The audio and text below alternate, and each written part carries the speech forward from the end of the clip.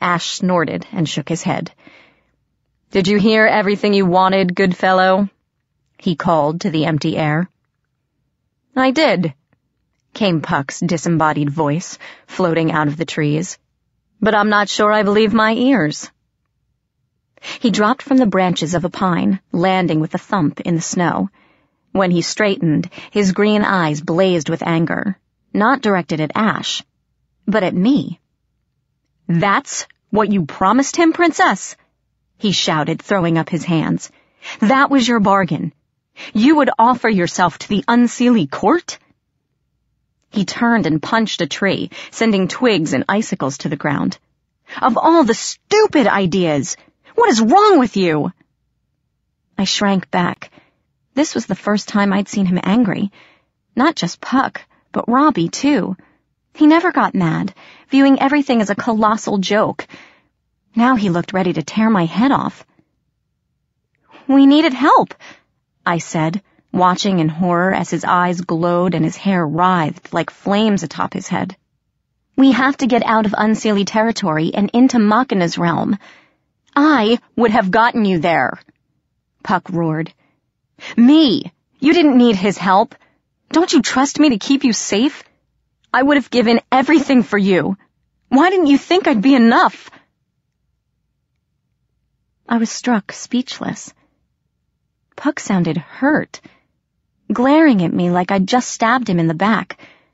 I didn't know what to say. I didn't dare look at Ash, but I sensed he was vastly amused by this whole display. As we stared at each other, Grimalkin slid out of the brush, a patch of smoke gliding over the snow.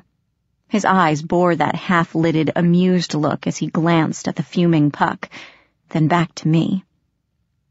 "It gets more entertaining every day," he purred with his feline grin. I wasn't in the mood for his sarcasm. "Do you have anything helpful to say, Grim?" I snapped, watching his eyes slit even more. The cat yawned and sat down to lick himself. "Actually, yes," he murmured, bending to his flanks. "I do have something you might be interested in." He continued washing his tail for several heartbeats, while I fought the urge to grab that tail and swing him around my head like a bolo. Finally, he stretched and looked up, blinking lazily. "I believe," he purred, stretching it out, "I have found the trod you are looking for." We followed Grimalkin to the base of an ancient ruined castle, where shattered pillars and broken gargoyles lay scattered about the courtyard. Bones littered the area as well, poking up through the snow, making me nervous. Puck trailed behind, not speaking to any of us, wrapped in angry silence. I made a promise to talk to him later, when he'd cooled down, but for now, I was anxious to get out of Unseelie territory. "There," Grimalkin said, nodding to a large stone pillar broken in two. One half rested on the other, forming an arch between them. There was also a body lying in front of it, a body that was at least 12 feet tall, covered in hides and furs, with blue-white skin and a tangled white beard. It lay sprawled on its back with its face turned away, one meaty hand clutching a stone club. Ash grimaced. "That's right," he muttered as we ducked behind a low stone wall. "Mab leaves her pet giant here to guard the place. Cold Tom doesn't listen to anyone but the Queen." I glared at the cat, who looked unconcerned. "You could have mentioned something, Grim. Did you forget that small but ever so important detail, or did you just not see the 12-foot giant in the middle of the floor?" Puck, his animosity forgotten or suppressed, peeked out from behind a boulder. "Looks like it's Tom's nappy time," he said. "Maybe we can sneak around him." Grimalkin regarded each of us in turn and blinked slowly. "In times like these, I am even more grateful that I am a cat." He sighed and trotted toward the huge body. "Grim, stop!" I hissed after him. "What are you doing?" The cat ignored me. My heart caught in my throat as he sauntered up to the giant, looking like a fuzzy mouse compared to Tom's bulk. Gazing up at the body, he twitched his tail, crouched, and leaped onto the giant's chest. I stopped breathing, but the giant didn't move. Perhaps Grimalkin was too light for him to even notice. The cat turned and sat down, curling his tail around his feet and watching us bemusedly. "Dead," he called to us. "Quite dead, in fact. You can stop cringing in abject terror if you like. I swear, how you survive with noses like that I will never know. I could smell his stink a mile away." "He's dead?" Ash immediately walked forward, brow furrowed. "Strange. Cold Tom was one of the strongest in his clan. How did he die?" Grimalkin yawned. Perhaps he ate something that disagreed with him. I edged forward, cautiously. Maybe I'd watched too many horror flicks, but I almost expected the dead giant to open his eyes and take a swing at us. "What does it matter?" I called to Ash, still keeping a careful eye on the body. "If it's dead, then we can get out of here without having to fight the thing." "You know nothing," Ash replied. His gaze swept over the corpse, eyes narrowed. "This giant was strong, one of the strongest. Something killed him within our territory. I want to know what could have taken Cold Tom down like this." I was close to the giant's head now, close enough to see the blank, bulging eyes, the gray tongue lolling partway out of his mouth.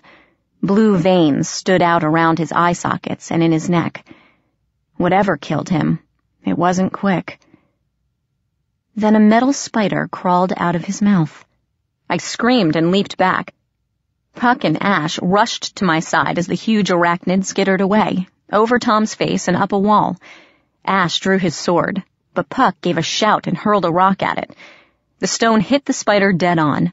With a flash of sparks, the bug plummeted to the ground, landing with a metallic clink on the flagstones.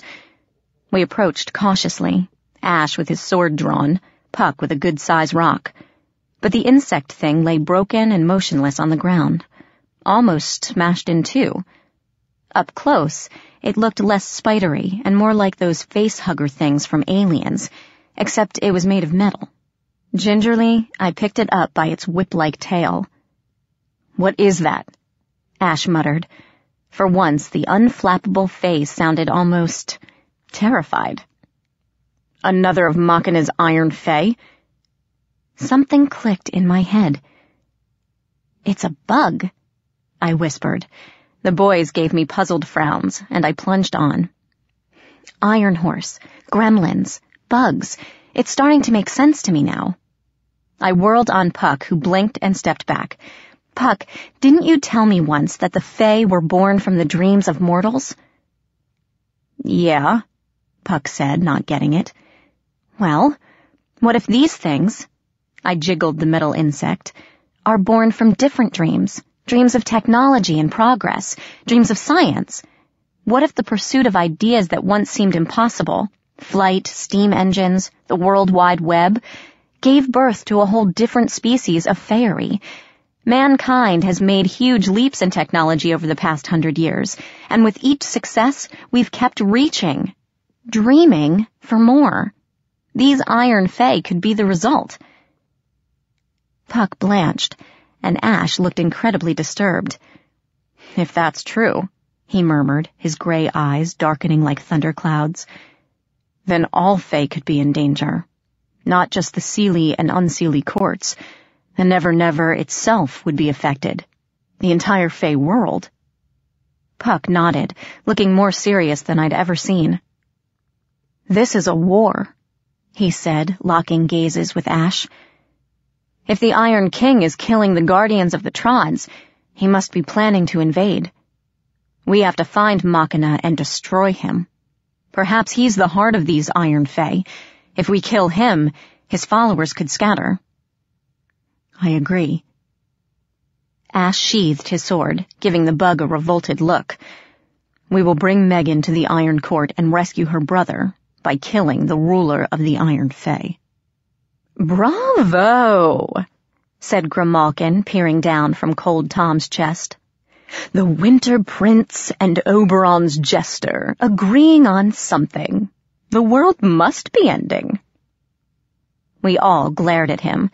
The cat sneezed a laugh and hopped down from the body, gazing up at the bug in my hand.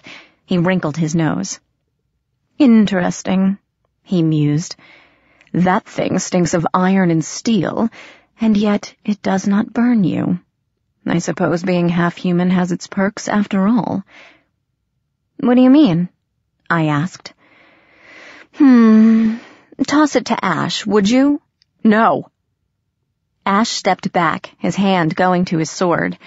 Grimalkin smiled. "You see, even the mighty Winter Prince cannot stand the touch of iron. You, on the other hand, can handle it with no ill effects. Now do you see why the courts are scrambling to find you? Think of what Mab could do if she had you under her control." I dropped the bug with a shudder. "Is that why Mab wants me?" I asked Ash, who still stood a few feet away. "As a weapon?" "Ridiculous, isn't it?" Grimalkin purred. "She could not even use glamour. She would be a horrible assassin." "I don't know why Mab wants you," Ash said, slowly meeting my eyes. "I don't question the orders of my queen. I only obey." "It doesn't matter now," Puck broke in, stabbing a glare at the Winter Prince. "First we have to find Machina and take him out. Then we'll decide matters from there." His voice hinted that the matters he spoke of would be decided with a fight. Ash looked like he wanted to say something else, but he nodded. Grimalkin yawned noisily and trotted toward the gate. "Human, do not leave the bug here when we leave," he called out, looking back. "It might corrupt the land around it. You can dump it in your world, and it will not make any difference." Tail waving, he trotted beneath the pillar and disappeared. Pinching the bug between thumb and forefinger, I stuffed it into my backpack. With Ash and Puck flanking me like wary guard dogs, I stepped under the pillars, and everything went white. As the brightness faded, I gazed around, first in confusion, then in horror. I stood in the middle of an open mouth, with blunt teeth lining either side and a red tongue below my feet. I squawked in terror and leaped out, tripping over the bottom lip and sprawling flat on my stomach. Twisting around, I saw Ash and Puck step through the gaping maw of a cartoonish blue whale. Sitting atop the whale statue, smiling and pointing off in the distance, was Pinocchio, his wooden features frozen in plaster and fiberglass. "Excuse me, lady." A little girl in pink overalls stepped over me to rush into the whale's mouth, followed by her two friends. Ash and Puck stepped aside, and the kids paid them no attention as they screamed and cavorted inside the whale's jaws. "Interesting place," Puck mused as he pulled me to my feet. I didn't answer, too busy gaping at our surroundings. It seemed we had stepped into the middle of a fantasy land. A giant pink shoe sat a few yards away, and a bright blue castle lay beyond, with kids swarming over both of them. Between park benches and shady trees, a pirate ship hosted a mob of miniature swashbucklers, and a magnificent green dragon reared on its hind legs, breathing plastic fire. The flame shooting from its mouth was an actual slide. I watched a small boy clamber up the steps of the dragon's back and zip down the slide, hollering with delight, and smiled sadly. Ethan would love this place, I thought, watching the boy dart off toward a pumpkin coach. Maybe when this is all over, I'll bring him here. "Let us go," Grimalkin said, leaping onto a giant pink mushroom. The cat's tail bristled, and his eyes darted about. "The oracle is not far, but we should hurry." "Why so nervous, Grim?" Puck drawled, gazing around the park. "I think we should stay for a bit, soak up the atmosphere." He grinned and waved at a small girl peeking at him from behind a cottage, and she ducked out of sight. "Too many kids here," Grimalkin said, glancing nervously over his shoulder. "Too much imagination. They can see us, you know, as we really are, and unlike the hob over there, I do not relish the attention." I followed his gaze and saw a short fairy playing on the shoe with several children. He had curly brown hair, a battered trench coat, and furry ears poking from the sides of his head. He laughed and chased the kids around him, and the parents sitting on the benches didn't seem to notice. A boy of about 3 saw us and approached, his eyes on Grimalkin. "Kitty, kitty," he crooned, holding out both hands. Grimalkin flattened his ears and hissed, baring his teeth, and the boy recoiled. "Beat it, kid," he spat, and the boy burst into tears, running toward a couple on a bench. They frowned at their son's wailing about a mean kitty and glanced up at us. "Right, time to go," Puck said, striding away. We followed, with Grimalkin taking the lead. We left Storyland, as it was called on a sign by the exit, through a gate guarded by Humpty Dumpty and Little Bo Peep, and walked through a park filled with truly giant oak trees draped in moss and vines. I caught faces peering at us from the trunks, women with beady black eyes. Puck blew kisses at a few of them, and Ash bowed his head respectfully as we passed. Even Grimalkin nodded to the faces in the trees, making me wonder why they were so important. After nearly an hour of walking, we reached the city streets. I paused and gazed around, wishing we had more time to explore. I'd always wanted to go to New Orleans, particularly during Mardi Gras, though I knew Mom would never permit it. Even now, New Orleans pulsed with life and activity. Rustic shops and buildings lined the street, many stacked 2 or 3 stories atop one another, with railings and verandas overlooking the sidewalk. Strains of jazz music drifted into the street, and the spicy smell of Cajun food made my stomach growl.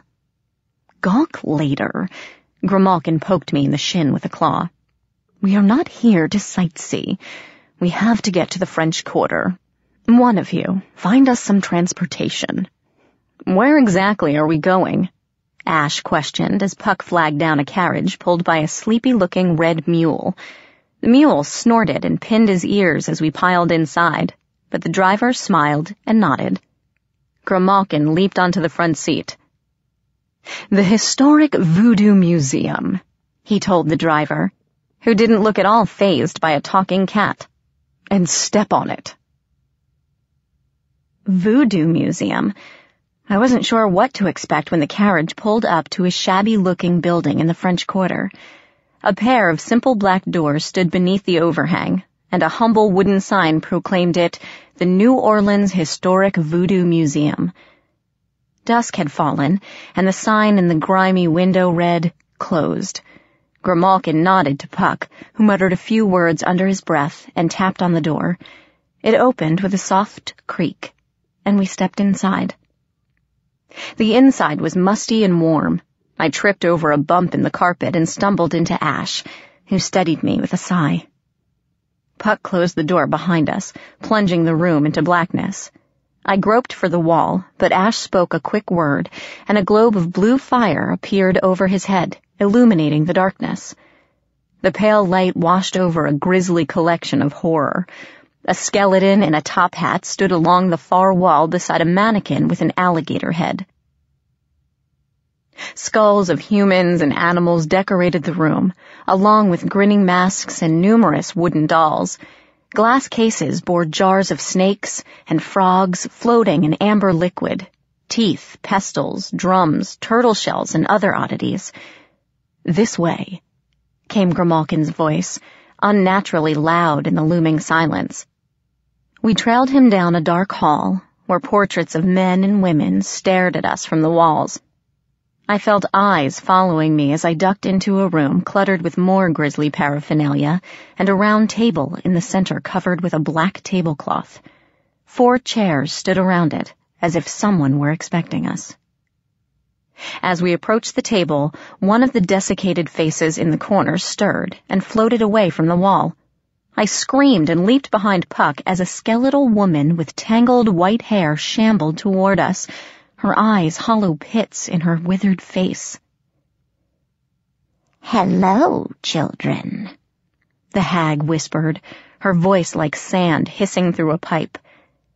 "Come to visit old Anna, have you? Puck is here, and Grimalkin as well. What a pleasure." She gestured to the table, and the nails on her knobby hands glinted like steel. "Please, Have a seat. We sat down around the table as the hag came to stand before us. She smelled of dust and decay, of old newspapers that had been left in the attic for years. She smiled at me, revealing yellow needle-like teeth. I smell need, she rasped, sinking into a chair. Need and desire. You, child. She crooked a finger at me. You have come seeking knowledge. You search for something that must be found. Yes? Yes, I whispered. The hag nodded her withered head. Ask then, child of two worlds. But remember. She fixed me with a hollow glare. All knowledge must be paid for. I will give you the answers you seek, but I desire something in return. Will you accept the price? Defeat crushed me. More fairy bargains, more prices to pay. I was so much in debt already. I would never see the end of it. I don't have much left to give, I told her. She laughed, a sibilant hissing sound. There is always something, dear child. So far, only your freedom has been claimed by another. She sniffed as a dog might when catching a scent. You still have your youth, your talents, your voice, your future child. All these are of interest to me. You're not getting my future child, I said automatically. Really? The oracle tapped her fingers together. You will not give it up, even though it will bring you nothing but grief. Enough. Ash's strong voice broke through the darkness. We're not here to debate the what-ifs of the future. Name your price, Oracle, and let the girl decide if she wants to pay it. The Oracle sniffed and settled back. A memory, she stated. A what? A memory, the hag said again. One that you recall with great affection. The happiest memory of your childhood. I've precious few of my own, you see. Really? I asked. That's it? You just want one of my memories and we have a deal? Megan. Puck broke in. Don't take this so lightly. Your memories are a part of you. Losing one of your memories is like losing a piece of your soul. That sounded a bit more ominous. Still, I thought, one memory is a lot easier to pay than my voice or my firstborn child, and it's not like I'll miss it, especially if I can't remember. I thought about the happiest moments in my life, birthday parties, my first bike, Bo as a puppy. None of them seemed important enough to keep. All right, I told the oracle, and took a seat across from her. You're on. You get one memory of mine, one, and then you tell me what I want to know. Deal? The hag bared her teeth in a smile. Yes. She rose up over the table, framing my face with both her claws. I shivered and closed my eyes as her nails gently scratched my cheeks. This might feel a bit unpleasant, the oracle hissed, and I gasped as she sank her claws into my mind, ripping it open like a paper sack. I felt her shuffling through my head, sorting through memories like photographs, examining them before tossing them aside. Discarded images fluttered around me. Memories, emotions, and old wounds rose up again, fresh and painful. I wanted to pull back, to make it stop, but I couldn't move. Finally, the oracle paused, reaching toward a bright spot of happiness.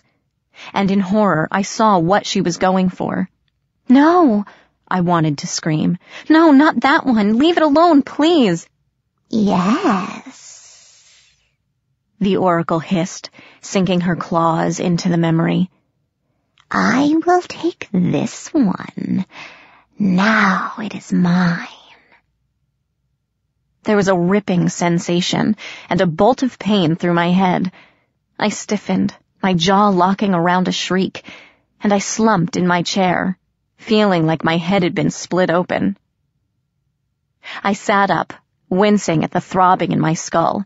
The Oracle watched me over the tablecloth, a pleased smile on her face. Puck was murmuring something that I couldn't make out, and Ash regarded me with a look of pity. I felt tired, drained, and empty for some reason, like there was a gaping hole deep inside me. Hesitantly, I probed my memories, wondering which one the Oracle took. After a moment, I realized how absurd that was. "It is done," the Oracle murmured. She lay her hands, palms up, on the table between us. "And now I will uphold my end of the bargain. Place your hands in mine, child, and ask." Swallowing my revulsion, I put my palms gently over hers, shivering as those long nails curled around my fingers. The hag closed her pitted eyes. 3 questions, she rasped, her voice seeming to come from a great distance away. "That is the standard bargain. 3 questions will I answer, and I am done. Choose wisely." I took a deep breath, glanced at Puck and Ash, and whispered, "Where can I find my brother?" Silence for a moment. The hag's eyes opened, and I jumped. They were no longer hollow, but burned with flame, as black and depthless as the void. Her mouth opened, stretching impossibly wide as she breathed, "Within the Iron Mountain, a stolen child waits. A king no longer on his throne shall guide you past the gates." "Oh, fabulous," Puck muttered, sitting back in his chair and rolling his eyes. "I love riddles, and they rhyme so nicely. Ask her where we can find the Iron King." I nodded. "Where is Machina, the Iron King?" The Oracle sighed, voices erupting from her throat to whisper, "In Blight's heart a tower sings, upon whose thrones sit Iron Kings." "Blight," Puck nodded, arching his eyebrows. "And singing towers. Well, this gets better and better. I'm sure glad we decided to come here. Prince, can you think of anything you want to ask our most obliging Oracle?" Ash, deep in thought with his chin in his hands, raised his head, eyes narrowed. "Ask her how we can kill him," he demanded. I squirmed, uncomfortable with the thought of having to kill. I only wanted to rescue Ethan. I didn't know how this turned into a holy war. "Ash, just do it." I swallowed and turned back to the Oracle. "How do we kill the Iron King?" I whispered reluctantly. The Oracle's mouth opened. "The King of Iron cannot be slain by mortal man or fey. Seek out the keepers of the trees. Their hearts will show the way." No sooner were the last words out of her mouth than the Oracle collapsed on the table. For a moment she lay there, a desiccated old woman, and then she just disintegrated. Dust flew everywhere, stinging my eyes and throat. I turned away, coughing and hacking, and when I could breathe again, the Oracle was gone. Only a few floating dust motes showed she had been there at all. "I believe," Grimalkin said, peering over the table rim, "that our audience is over." "So where to now?" I asked as we left the Voodoo Museum, stepping into the dimly lit streets of the French Quarter. The Oracle didn't give us much to go on. "On the contrary," Grimalkin said, looking back at me, "she gave us a great deal. 1, we know your brother is with Machina. That was a given, but confirmation is always beneficial. 2, We know Machina is supposedly invincible, and his lair is in the middle of a blighted land. And, most important, 3. We know there is someone who knows how to kill him. Yeah, but who? I rubbed a hand over my eyes. I was so tired. Tired of searching, tired of running in circles with no answers to anything. I wanted it all to end. Really, human, were you not listening? Grimalkin sighed, exasperated again, but I didn't care. It was not even much of a riddle, really. What about you two? He asked, looking to the boys. Did our mighty protectors glean any bits of knowledge, or was I the only one paying attention? Ash didn't reply, too busy staring down the street. Eyes narrowed. Puck shrugged.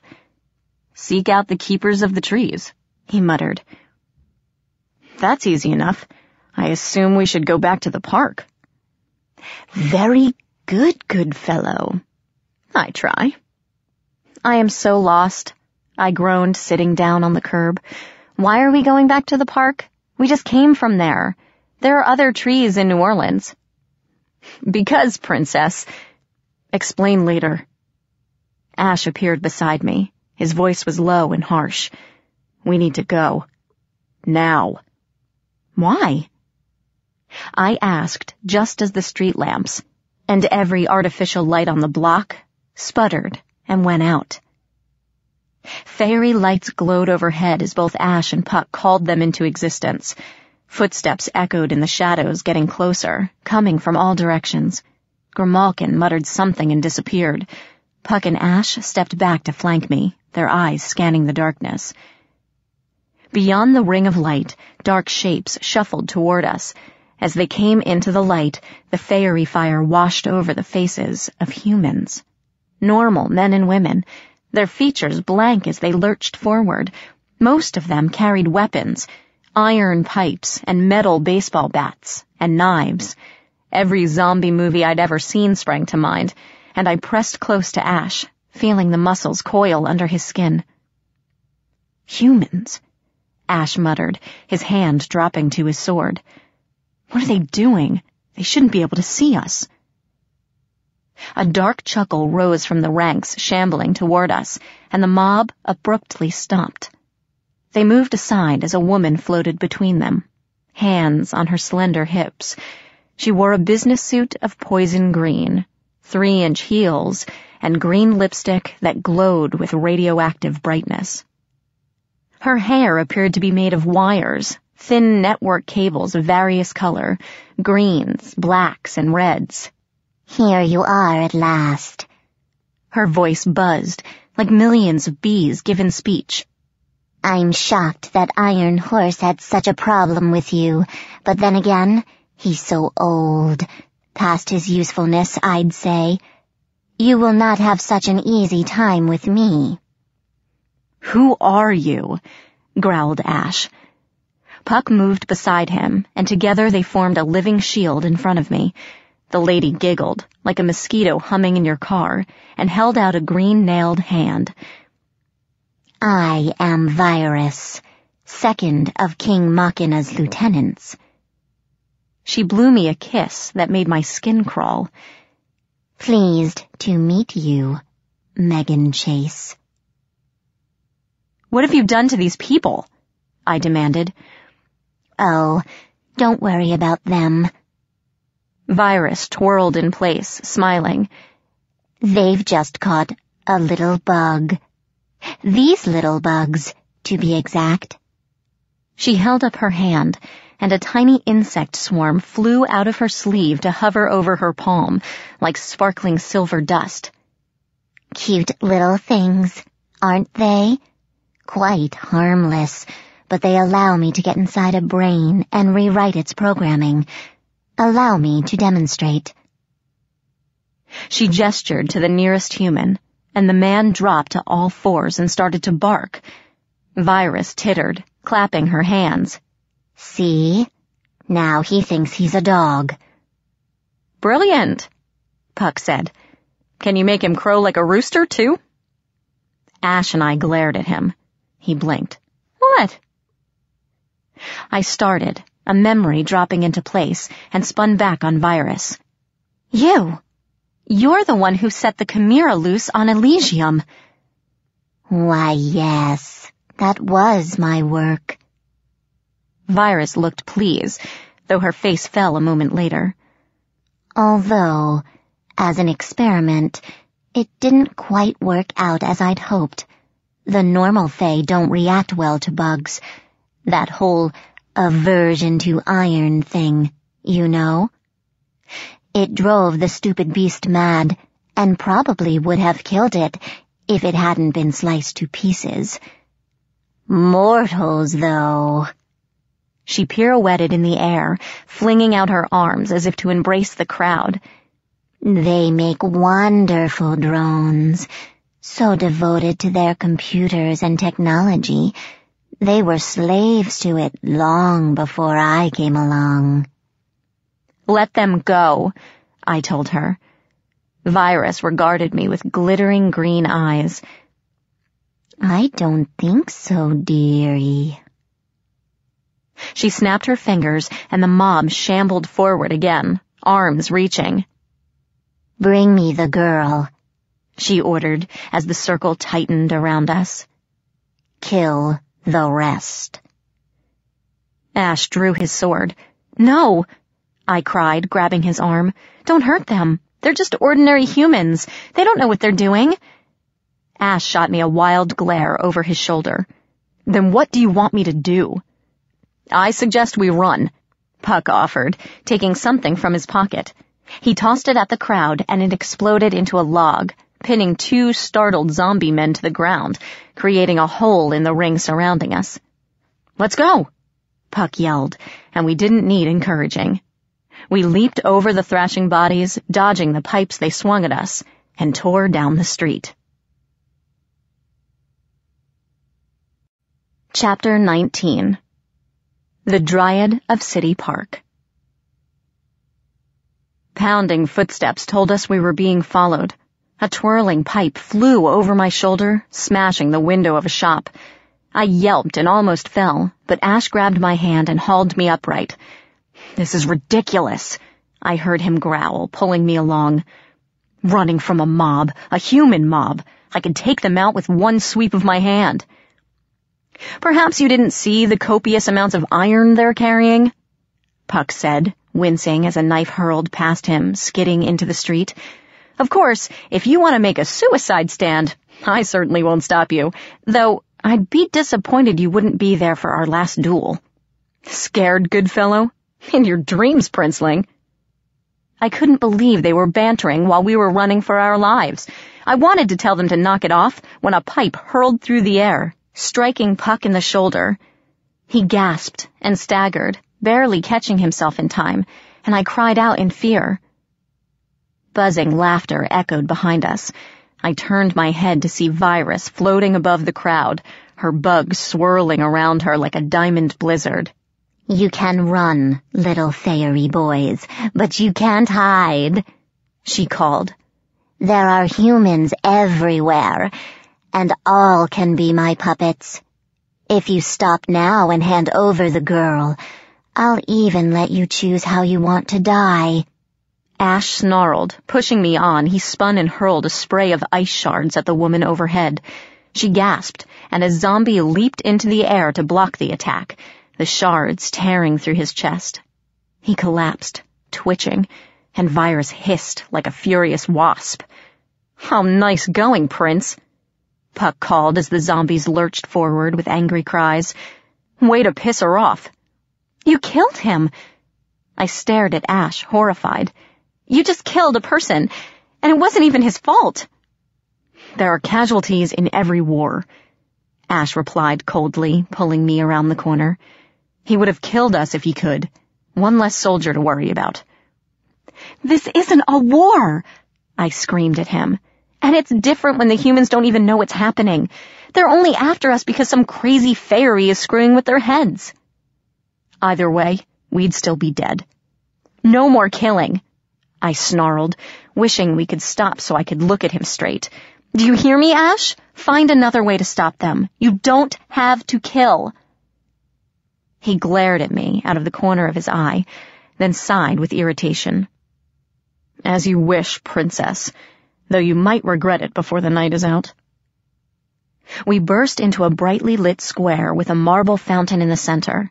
People wandered down the sidewalks, and I relaxed a bit. Surely, Virus wouldn't attack us here, in front of all these eyewitnesses. Fairies could blend in or go invisible, but humans, especially mobs of humans, had no such power. Ash slowed, catching my hand and drawing me beside him. Walk, he murmured, tugging my arm to slow me down. Don't run. It'll attract their attention. The crowd chasing us broke apart at the edge of the street, wandering around as if they had always meant to do so. My heart pounded, but I forced myself to walk, holding on to Ash's hand as if we were out for a stroll. Virus floated into the square, her bugs swarming out in all directions, and my nervousness increased. I spotted a policeman leaning beside his squad car and broke away from Ash, sprinting up to him. Virus's laughter cut through the night. I see you, she called, just as I reached the officer. Excuse me, sir, I gasped as the policeman turned to me. Could you help me? There's a gang chasing...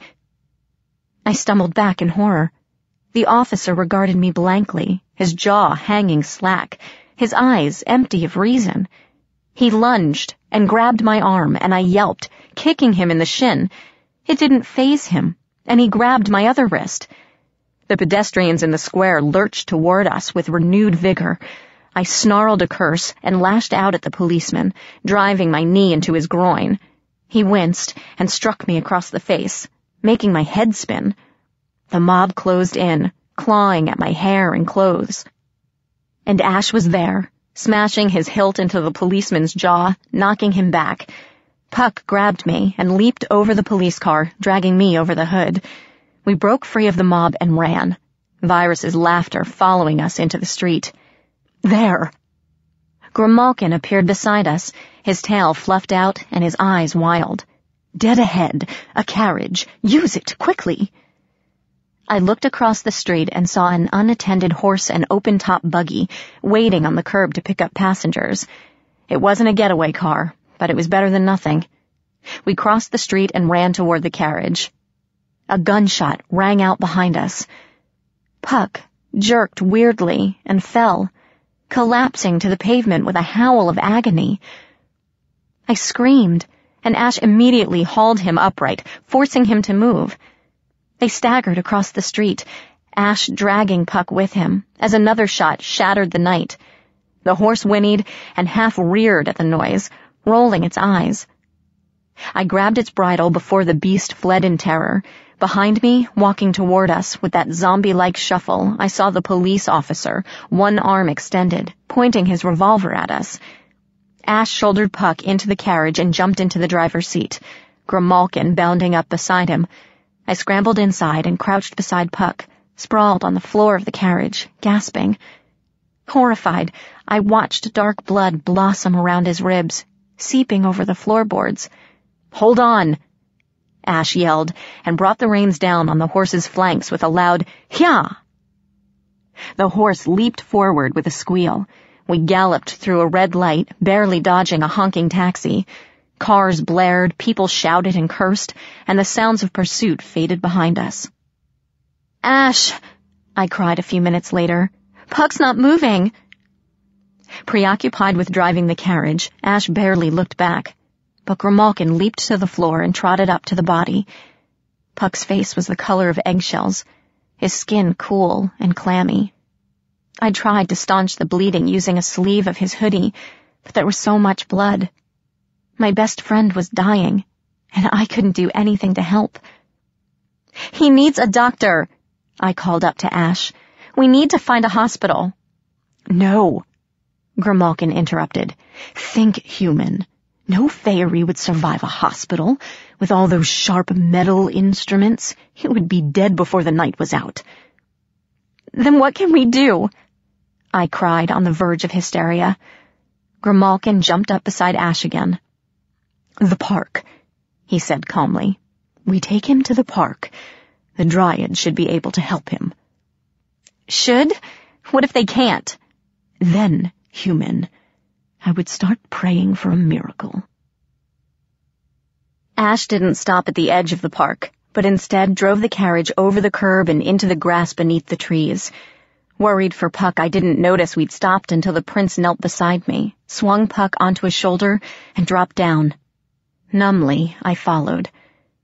We'd stopped under the boughs of 2 enormous oaks, their gnarled branches completely shutting out the night sky.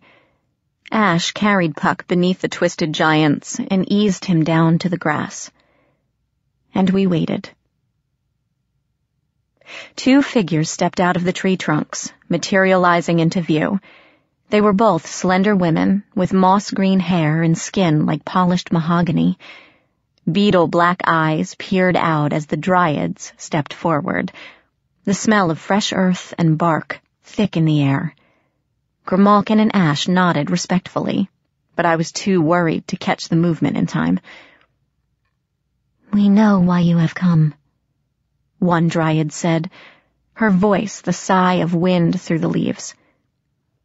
"The breeze carries whispers to us, news of faraway places. We know of your plight with the Iron King. We have been waiting for you, child of 2 worlds." "Please," I asked, stepping forward, "can you help Puck? He was shot on the way here. I'll bargain with you, give you anything you want, if you can save him." Out of the corner of my eye, I saw Ash shoot me a dark glare, but I ignored it. "We will not bargain with you, child," the second Dryad murmured, and I felt a sinking despair.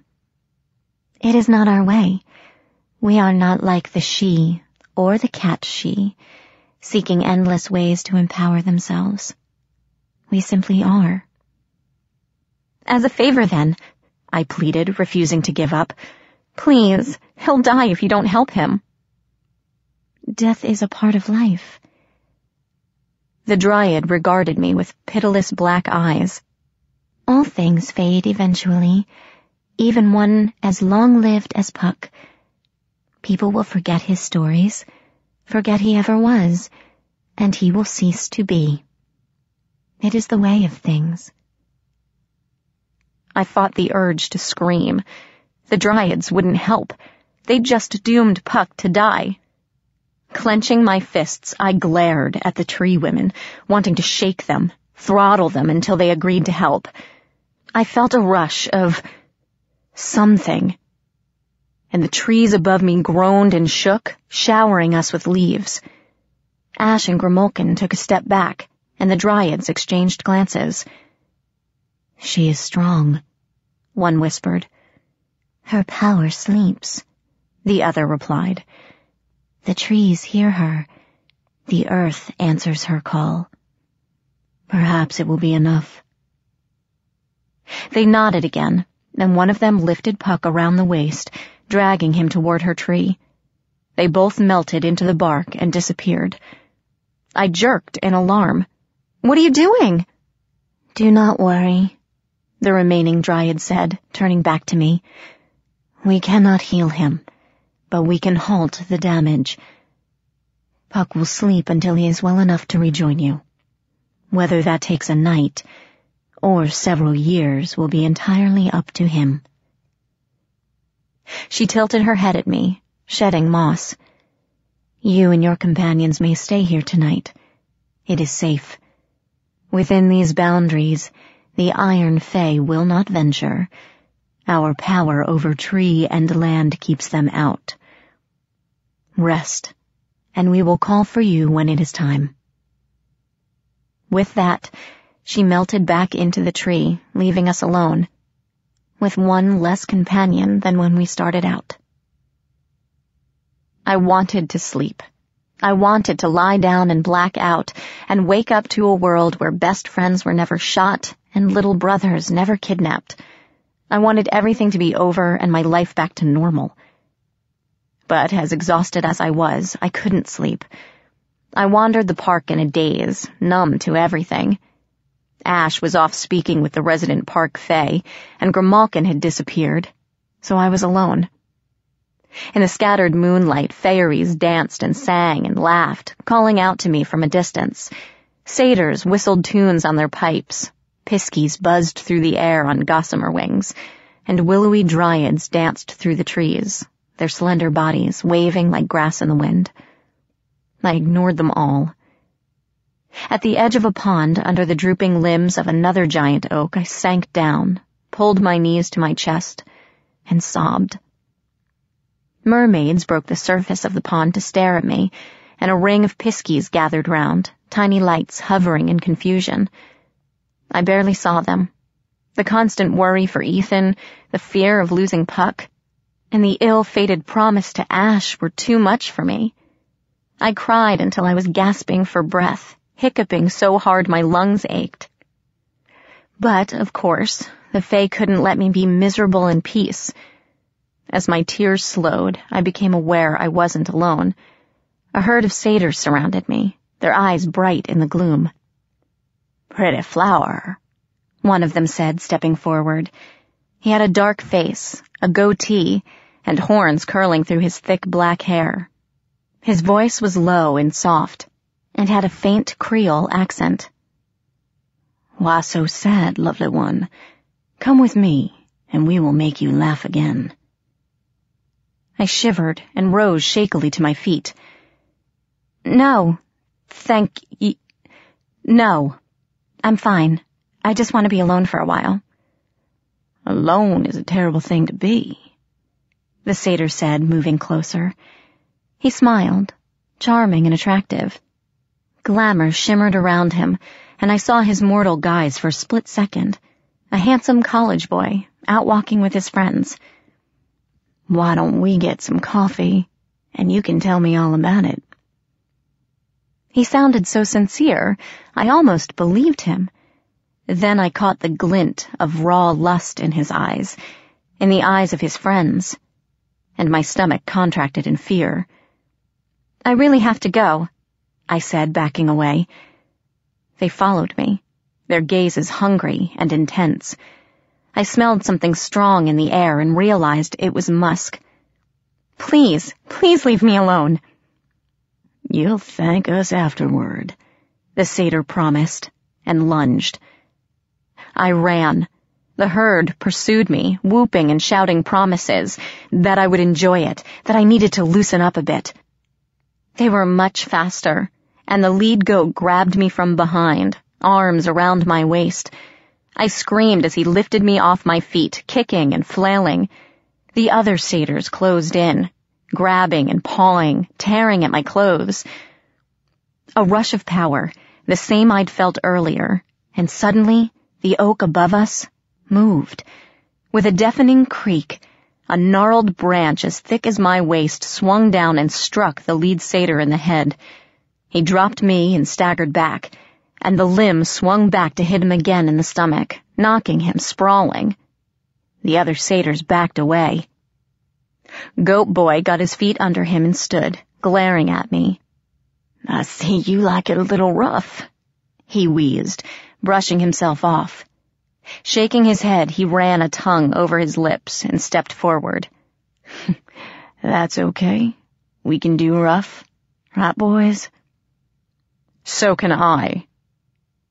A dark shape glided out of the trees, a portion of shadow come to life. The satyrs blinked and hastily stepped back as Ash strode into the middle of the herd. Looming up behind me, he slid an arm around my shoulders and pulled me to his chest. My heart sped up, and my stomach did a backflip. "This one," Ash growled, "is off limits." "Prince Ash," gasped the lead satyr, as the rest of the herd bowed their heads. He paled and held up his hands. "Sorry, Your Highness. I didn't know she was yours. My apologies. No harm done, okay?" "No one touches her," Ash said, his voice coated with frost.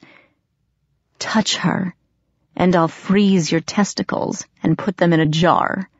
Understand?" The satyrs cringed, stammering apologies to both Ash and me. They bowed and scurried away. Ash shot a glare at 2 piskies hovering nearby to watch, and they sped into the trees with high-pitched giggles. Silence fell, and we were alone. "Are you all right?" Ash murmured, releasing me. "Did they hurt you?" I was shaking. That exhilarating rush of power was gone. Now I felt completely drained. "No," I whispered, moving away. "I'm all right." I might have cried, but I had no more tears left in me. My knees trembled and I stumbled, putting a hand against a tree to steady myself. Ash moved closer, catching my wrist. He gently pulled me to him and wrapped his arms around me, holding me tight. I was startled, but only for a moment. Sniffling, I closed my eyes and buried my face in his chest, letting all the fear and anger seep away under his touch. I heard his rapid heartbeat and felt the chill prickling my skin through his shirt. Strangely, it wasn't uncomfortable at all. We stood like that for a long moment. Ash didn't speak, didn't ask questions, didn't do anything but hold me. I sighed and relaxed into him, and for a little while, everything was okay. Ethan and Puck still lingered in the back of my mind, but for now, this was good. This was enough. Then I made the stupid mistake and looked up at him. His eyes met mine, and for a moment, his face was open and vulnerable in the moonlight. I caught a hint of wonder there as we stared at each other. Slowly, he leaned forward. I caught my breath, a tiny gasp escaping. He stiffened, and his expression shuttered closed, eyes going hard and frosty. Pushing me away, he stepped back, and my heart sank. Ash looked into the trees, the shadows, the pond, anywhere but at me. Wanting to reclaim that lost moment, I reached for him, but he slid away. "This is getting old," he said in a voice that matched his eyes. He crossed his arms and stepped away, putting even more distance between us. "I'm not here to play nursemaid, Princess. Perhaps you shouldn't go wandering about on your own. I wouldn't want you damaged before you ever reached the Unseelie Court." My cheeks burned and I clenched my fists. The memory of being humiliated in the cafeteria so long ago rose to my mind to taunt me. "That's all I am to you, isn't it?" I snarled at him. "Your chance to gain favor from your queen. That's all you care about." "Yes," he replied calmly, infuriating me even more. "I've never pretended anything else. You knew my motivations from the beginning." Angry tears stung my eyes. I thought I was all cried out, but I was wrong. "Bastard!" I hissed. "Puck was right about you." He smiled coldly. "Maybe you should ask Puck why I vowed to kill him someday," he said, eyes glinting. "See if he has the courage to tell you that bit of history between us." He smirked and crossed his arms. "That is, if he ever wakes up." I opened my mouth to reply, but with a rustle of leaves, 2 dryads melted out of a nearby trunk. Ash faded into the darkness as they approached, leaving me with my angry words unsaid. I fisted my hands, wanting to smack the arrogance right off his perfect face. I turned and kicked a log instead. The dryads bowed to me, unconcerned with my mild temper tantrum. "Megan Chase, the Elder will see you now." I followed them to the base of a single oak tree, its branches so draped in moss it looked like it was hung with moldy curtains. Ash and Grimalkin were already there, though Ash didn't even look my way as I approached. I glared at him, but he continued to ignore me. With the cat on one side and the Winter Prince flanking the other, I stepped beneath the boughs of the huge oak and waited. The bark rippled, and an ancient woman stepped out of the tree. Her skin flaked like wrinkled bark, and her long hair was the brownish green of old moss. She was stooped and bent, covered in a robe of lichens that shivered with thousands of insects and spiders. Her face resembled a walnut, lined and wrinkled, and when she moved, her joints creaked like branches in the wind. But her beady eyes were sharp and clear as she looked me over and beckoned with one gnarled, twiggy hand. "Come closer, child," she whispered, her voice rustling like dry leaves.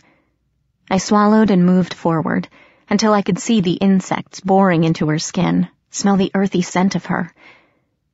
"Yes, you are the daughter of Oberon, the one whom the wind whispers about. I know why you are here. You seek the one called the Iron King. Yes, you wish to find the entrance into his realm." "Yes," I murmured. "I'm looking for my brother. Machina kidnapped him, and I'm going to get him back." "As you are, you will not be able to save him," the elder told me, and my stomach dropped to my toes. "The Iron King waits for you in his lair of steel. He knows you are coming, and you will not be able to stop him. No weapon forged by mortal or fey can harm the Iron King. He fears nothing." Ash stepped forward, bowing his head respectfully. "Elder," he murmured, "we were told you might know the secret to slaying the Iron King." The ancient dryad regarded him solemnly. "Yes, young prince," she whispered. "You heard true. There is a way to kill Machina and end his reign. You need a special weapon, one that cannot be forged with tools, something as natural as a flower growing in the sunlight." Ash leaned forward eagerly. "Where can we find this weapon?" The elder dryad sighed and seemed to shrink in on herself. "Here," she murmured, looking back at the great oak, her voice tinged with sadness. "The weapon you require is witchwood, from the heart of the most ancient of trees, as deadly to Machina as iron is to normal fey. A living wood containing the spirit of nature and the power of the natural earth. A bane to the faeries of progress and technology. Without it, you cannot hope to defeat him and save the human child." Ash fell silent, his face grim. Bewildered, I looked to him, then back at the elder dryad. "You'll give it to us, won't you?" I asked. "If it's the only way to save Ethan." "Megan," Grimalkin murmured from the grass, "you do not know what you are asking. Witchwood is the heart of the elder's tree. Without it, the oak will die, and so will the dryad connected to it." Dismayed, I looked at the elder dryad, whose lips curled in a faint smile. "It's true," she whispered. "Without its heart, the tree will slowly wither and die. And yet, I knew what you came for, Megan Chase. I planned to offer it from the beginning." "No," I said automatically.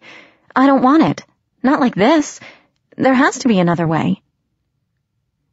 "There is no other way, child." The elder shook her head at me. "And if you do not defeat the Iron King, we will perish all the same. His influence grows. The stronger he becomes, the more the Never-Never fades. Eventually we will all wither and die in a wasteland of logic and science." "But I can't kill him," I protested. "I'm not a warrior. I just want Ethan back, that's all." "You won't have to worry about that." The dryad nodded to Ash, standing silently nearby. "The Winter Prince can fight for you, I imagine. He smells of blood and sorrow. I will happily grant the witchwood to him." "Please." I looked at her, pleading, wanting her to understand. Puck had already possibly given his life for my quest. I didn't want another's death on my hands. I don't want to do this. It's too much. You shouldn't have to die for me. I give my life for all Fae. The Dryad replied solemnly. You will simply be my instrument of salvation. Besides, death comes for us all in the end. I have lived a long life, longer than most. I have no regrets. She smiled at me, an old grandmotherly smile, and faded back into her oak. Ash, Grim, and the other Dryads stood silently, their expressions somber and grave. A moment later, the elder re-emerged, clutching something in her withered hands. A long, straight stick, so pale it was almost white, with reddish veins running down its length. When she stepped up and offered it to me, seconds passed before I could take it. It was warm and smooth in my hands, pulsing with life of its own, and I almost hurled it away. The elder placed a withered, knobby hand on my arm. One more thing, child, she added as I struggled with holding the living wood. You are powerful, much more than you realize. Oberon's blood flows through your veins, and the Never Never itself responds to your whims. Your talent still sleeps within you, but it's beginning to stir. How you use it will shape the future of the courts, the Fae, your own destiny, everything. Now, she continued, sounding weaker than before, go and rescue your brother. The trod to Machina's realm is an abandoned factory down by the wharfs. A guide will lead you there tomorrow. Kill the Iron King and bring peace to both our worlds. What if I can't? I whispered. What if the Iron King truly is invincible? Then we will all die, said the elder Dryad, and faded back into her oak. The other Dryads left, leaving me alone with a cat, a prince, and a stick. I sighed and looked down at the wood in my hands. No pressure or anything, I muttered.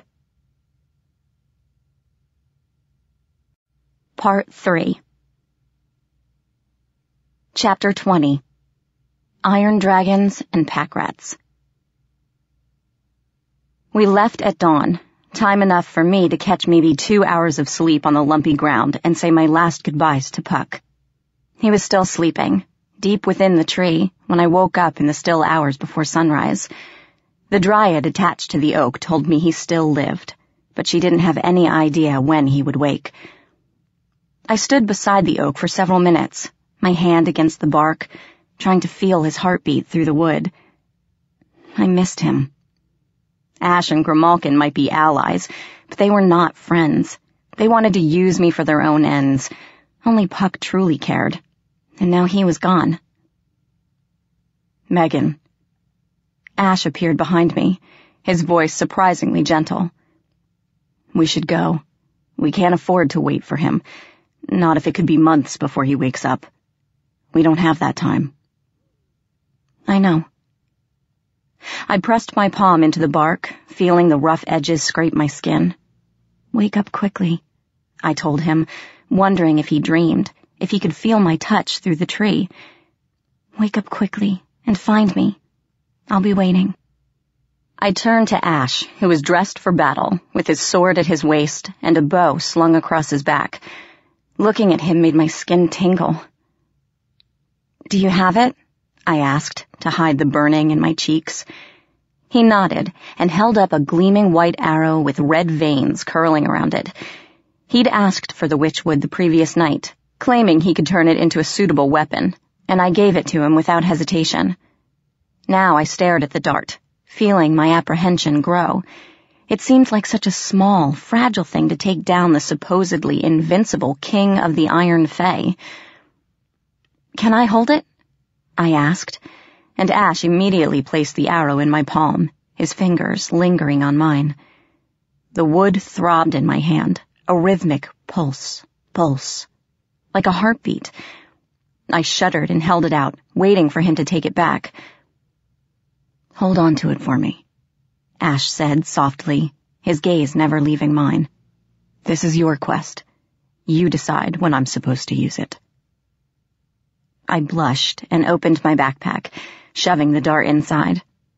The shaft of the arrow stuck out of the pack, and I closed the zippers around it, securing it in place before swinging the thing over my shoulders. The bag was heavier now. Last night, I'd raided a park fountain and scraped up enough change to buy food and bottled water for the rest of the journey. The clerk at the nearby gas station seemed a bit annoyed at having to count handfuls of dimes and quarters at 1 a.m, but I didn't want to start the final leg of our journey empty-handed. I hoped Ash and Grim liked beef jerky, trail mix, and Skittles. "You'll only get one shot," I murmured. Ash smiled without humor. "Then I'll have to make it count." He sounded so confident. I wondered if he was ever afraid, or had second thoughts about what he had to do. Holding a grudge seemed foolish now, since he was about to follow me into mortal danger. "Look, I'm sorry about last night," I offered. "I didn't mean to be a psycho. I was just worried about Ethan, and with Puck getting shot and everything—" "Don't worry about it, Megan." I blinked, my stomach fluttering. That was the first time he'd called me by name. "Ash, I have been thinking," Grimalkin announced, leaping onto a rock. I glared and bit down a sigh, cursing his timing. The cat plowed on without notice. "Perhaps we should rethink our strategy," he said, looking at each of us. "It occurs to me that charging headlong into Machina's realm is a singularly bad idea." "What do you mean?" "Well," the cat sat down and licked his back toes. "Given that he keeps sending his officers after us, I would guess that he probably knows we are coming. Why did he kidnap your brother in the first place? He must have known you would come after him." "Overconfident?" I guessed. Grimalkin shook his head. "No. Something is missing. Or maybe we are just not seeing it. The Iron King would have no use for a child. Unless..." The cat looked up at us, narrowing his eyes. "I am leaving." "What? Why?" "I have a theory." Grimalkin stood, waving his tail. "I think I might know another way into Machina's realm. You are welcome to join me." "A theory?" Ash crossed his arms. "We can't break plan on a hunch, Cat-She." "Even if the way you are going leads straight into a trap?" I shook my head. "We have to risk it. We're so close, Grim. We can't turn back now." I knelt to face Grimalkin eye to eye. "Come with us. We need you. You've always pointed us in the right direction." "I am not a fighter, human." Grimalkin shook his head and blinked. "You have the prince for that. I accompanied you to show you the way to your brother, and for my own amusement. But I know my limitations." He looked at Ash and pinned his ears. "I would be no help to you in there, not the way you were going. So, it is time we settled our debts and parted ways." That's right. I still owed the cat a favor. Uneasiness stirred. I hoped the cat wouldn't ask for my voice or my future kid. I still didn't know what went on in that devious little head of his. "Right," I sighed, trying to keep my voice from shaking. Ash moved to stand behind me, a quiet, confident presence. "A deal's a deal. What do you want, Grim?" Grimalkin's gaze bore into me. He sat up straight, flicking his tail.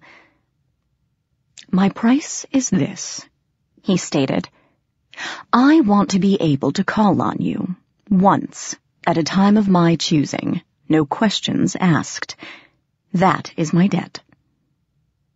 Relief washed through me. That didn't sound so bad. Ash, however, made a thoughtful noise and crossed his arms. "A summoning?" The prince sounded puzzled. Odd for you, Cat She. What do you hope to accomplish with her? Grimalkin ignored him. When I call, he continued, staring at me, you must come straight away without pause, and you must help me in any way you are able. Those are the terms of our contract. You are bound to me until they are fulfilled. All right, I nodded. I can live with that. But if you call, how will I know where to find you? Grimalkin sneezed a laugh. Do not worry about that, human. You will know. But for now, I must leave you. He stood, nodding once to me, then to Ash. Until we meet again. Then he slipped into the grass, his bottle brush tail held straight up, and disappeared. I smiled sadly. And then there were two. Ash moved closer and touched my arm, a brief, feather-light caress. I glanced at him, and he offered that tiny, endearing smile, one of apology and encouragement, and a silent promise that he would not leave me. I gave him a shaky grin and resisted the urge to lean into him, wanting to feel his arms around me once more. A pisky spiraled down from the branches, hovering a few inches from my face. Blue-skinned, with dandelion hair and gossamer wings, she stuck out her tongue at me and zipped to Ash, alighting on his shoulder. Ash cocked his head as the pisky whispered something in his ear. One corner of his mouth turned up. He glanced at me and shook his head. The pisky giggled and spun into the air again. I scowled, wondering what they were saying about me, then decided I didn't care. This is Seedlit, Ash said as the pisky spiraled through the air like a drunken hummingbird. She'll lead us to the wharfs, and then to the factory. Beyond that, we're on our own. I nodded, my heart hammering in my ears.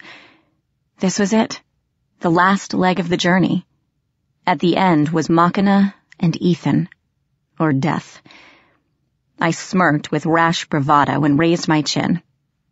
All right, Tinkerbell, I told the pisky, who gave an indignant buzz. Lead on. We followed the bobbing light toward the banks of the river, where the cold, slow waters of the Mississippi churned under a slate-gray sky. We didn't speak much. Ash walked beside me, our shoulders almost touching. After several silent minutes, I brushed his hand. He curled his fingers around mine, and we walked like that until we reached the factory. A corrugated steel building squatted behind a chain-link fence, a dark smudge against the sky. Seedlit jabbered something to Ash, who nodded gravely before she zipped away out of sight. She had brought us as far as she could go. Now we were on our own. As we approached the gate, Ash hung back a little, a pained look on his face. What's the matter? He grimaced. Nothing, just... He nodded to the fence. Too much iron. I can feel it from here. Does it hurt? No. He shook his head. I'd have to touch it for that, but it's draining. He looked uncomfortable admitting it. It makes it difficult to use glamour. I shook the gate experimentally. It wouldn't budge. Heavy chains were wrapped around the entrance, padlocked together, and barbed wire coiled along the top of the fence. Give me your sword, I told Ash. He blinked at me. What? Give me your sword, I repeated. We have to get in, and you don't like touching iron, right? Let me have it, and I'll take care of it. He looked dubious but pulled his blade and offered it to me, hilt up. I took the weapon gingerly. The hilt was painfully cold, the blade throwing off a frozen blue aura. I raised it over my head and brought it slashing down on the chain binding the gate. The links snapped like they were made of glass, shattering with a metallic ringing sound. Pleased, I grabbed the chain to yank it free, but the metal burned like fire and I dropped it with a cry. Ash was beside me, reclaiming his sword as I shook my singed fingers, dancing about in pain. After sheathing the weapon, he snatched my flailing hand and turned it palm up. A line of red slashed across my fingers, numb and tingly to the touch. I thought I was immune to iron, I sniffed. Ash sighed. You are, he murmured, moving me away from the fence and its glamour-draining qualities. His expression teetered between amusement and exasperation. However, grabbing super-chilled metal is still very unpleasant for Summer Fae, no matter who you are. Oh. He shook his head, examining the wound again. It's not frostbitten, he muttered. It'll blister, but you should be fine. You might only lose a couple fingers. I glanced at him sharply, but he was smirking. For a moment, I was speechless. Good God, the Ice Prince was making jokes now? The world must be ending. That's not funny, I hissed, swatting at him with my other hand. He dodged easily, the amusement still on his face. You're a lot like her, he mused. So softly I barely heard him, and before I could say anything, he turned, drew his sword, and swept the chains off the gate. It swung open with a creak, and Ash scanned the compound warily. Stay close to me, he muttered, and we eased our way inside. Large mounds of scrap metal lay piled about the yard as we walked through, the sharp edges glinting in the faint rays of dawn. Ash winced each time we passed one, keeping a wary eye on it as if it would leap up and attack him. Strange creatures scampered about the metal drifts, tiny men with rat-like features and naked tails. When they nibbled on a piece of metal, it rusted away under their teeth. They didn't bother us, though Ash shuddered whenever he saw one, and his hand never left his sword. The iron doors had more chains around them, but the ice blade cut through them easily. Stepping inside, I gazed around slowly, my eyes adjusting to the dim light. It looked like an ordinary warehouse, empty and dark, though I heard skittering noises in the corners. More mountains of scrap metal littered the gloom, some larger than I was tall. Where's the trod? I wondered, stepping farther inside. Metal grates covered the floor, pressing through my sneakers. Ash hesitated, hanging back in the doorway. Steam drifted over the ground, coiling around my legs. Against the far wall, I saw that one of the grates had been pried up, leaving a square, gaping hole. Smoke boiled out of the opening. There! I started toward the hole. From the doorway, Ash called for me to stop. Before my nerves could jangle a warning, a pile of scrap metal shifted. Then, with a screech that set my teeth on edge, the mound uncurled, sending sparks into the air as it dragged along the floor. From the jumbled mess, a long neck rose up, made of iron, wire, and broken glass.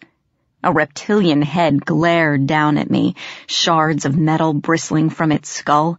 Then the entire mound lurched up, shifting into a huge lizard of iron and steel, with curved metal talons and a jagged spiked tail. The dragon roared, a deafening metallic screech that made my eyes want to pop out of my skull. It lunged, and I scrambled behind another mound, praying this one wasn't a dragon, too. The dragon hissed and followed, steam erupting from its gaping jaws, steel talons clanking over the floor. A volley of ice darts flew through the air, striking the dragon in the head and shattering harmlessly off its skull. It screamed and reared up, glaring at Ash, who stood at the far end of the room with his sword drawn. Lashing its tail, the dragon charged, sparks flying from its claws as it bore down on Ash. My heart jumped to my throat. Ash closed his eyes for a moment, then knelt and drove his sword point down into the floor. There was a flash of blue light, and ice spread rapidly from the tip, covering the ground and coating everything in crystal. My breath hung in the air, and icicles formed on the overhead beams. I shivered violently in the sudden chill as the scrap metal frosted over, radiating absolute cold. Ash leaped aside as the dragon reached him, moving as easily on ice as normal ground. Unable to stop itself, the dragon slammed into the wall, bits of metal flying everywhere. It hissed and struggled to rise, sliding on the slick floor, tail thrashing. Ash jumped forward and blew out a long whistle, sending an icy whirlwind spinning through the air. The dragon shrieked as the blizzard whipped around it, coating it with frost and snow. A hoary rime caked its metal body, its struggles growing weaker as ice weighed it down. Ash stopped, panting heavily. He staggered away from the frozen dragon and leaned back against a post, closing his eyes. I half ran, half stumbled over, slipping on the ice until I reached him. "Are you all right?" "Never again," he muttered, almost to himself. His eyes were still closed, and I wasn't sure he knew I was there. "I will not watch that happen again. I won't lose another like that. I can't." "Ash?" I whispered, touching his arm. His eyes opened, and his gaze dropped to mine. "Megan," he murmured, seeming a bit confused that I was still there. He blinked and shook his head. "Why didn't you run? I tried to buy you some time. You should have gone ahead." "Are you crazy? I couldn't leave you to that thing. Now come on." I took his hand, tugging him off the post while glancing nervously at the frozen dragon. "Let's get out of here. I think that thing just blinked at us." His fingers tightened on mine and pulled me forward. Startled and overbalanced, I looked up at him. And then he was kissing me. I froze in shock, but only for a moment. Wrapping my arms around his neck, I rose on my tiptoes to meet him, kissing him back with a hunger that surprised us both. He crushed me close, and I ran my hands through his silky hair, sliding it through my fingers. His lips were cool on mine, and my mouth tingled. And for a moment, there was no Ethan, no Puck, no Iron King. Only this. He pulled back, slightly out of breath.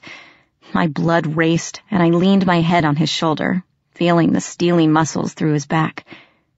I felt him tremble. "This isn't good," he murmured, his voice curiously shaken, but he still didn't release me. I closed my eyes and listened to his rapid heartbeat. "I know," I whispered back. "The courts would kill us if they found out." "Yeah." "Mab would accuse me of treason. Oberon would believe I'm turning you against him. They'd both see grounds for banishment or execution." "I'm sorry." He sighed, burying his face in my hair. His breath was cool on my neck, and I shivered. Neither of us said anything for what seemed a long time. "We'll think of something," I ventured. He nodded wordlessly and pulled away, but stumbled as he took a step back. I caught his arm again. "Are you all right?"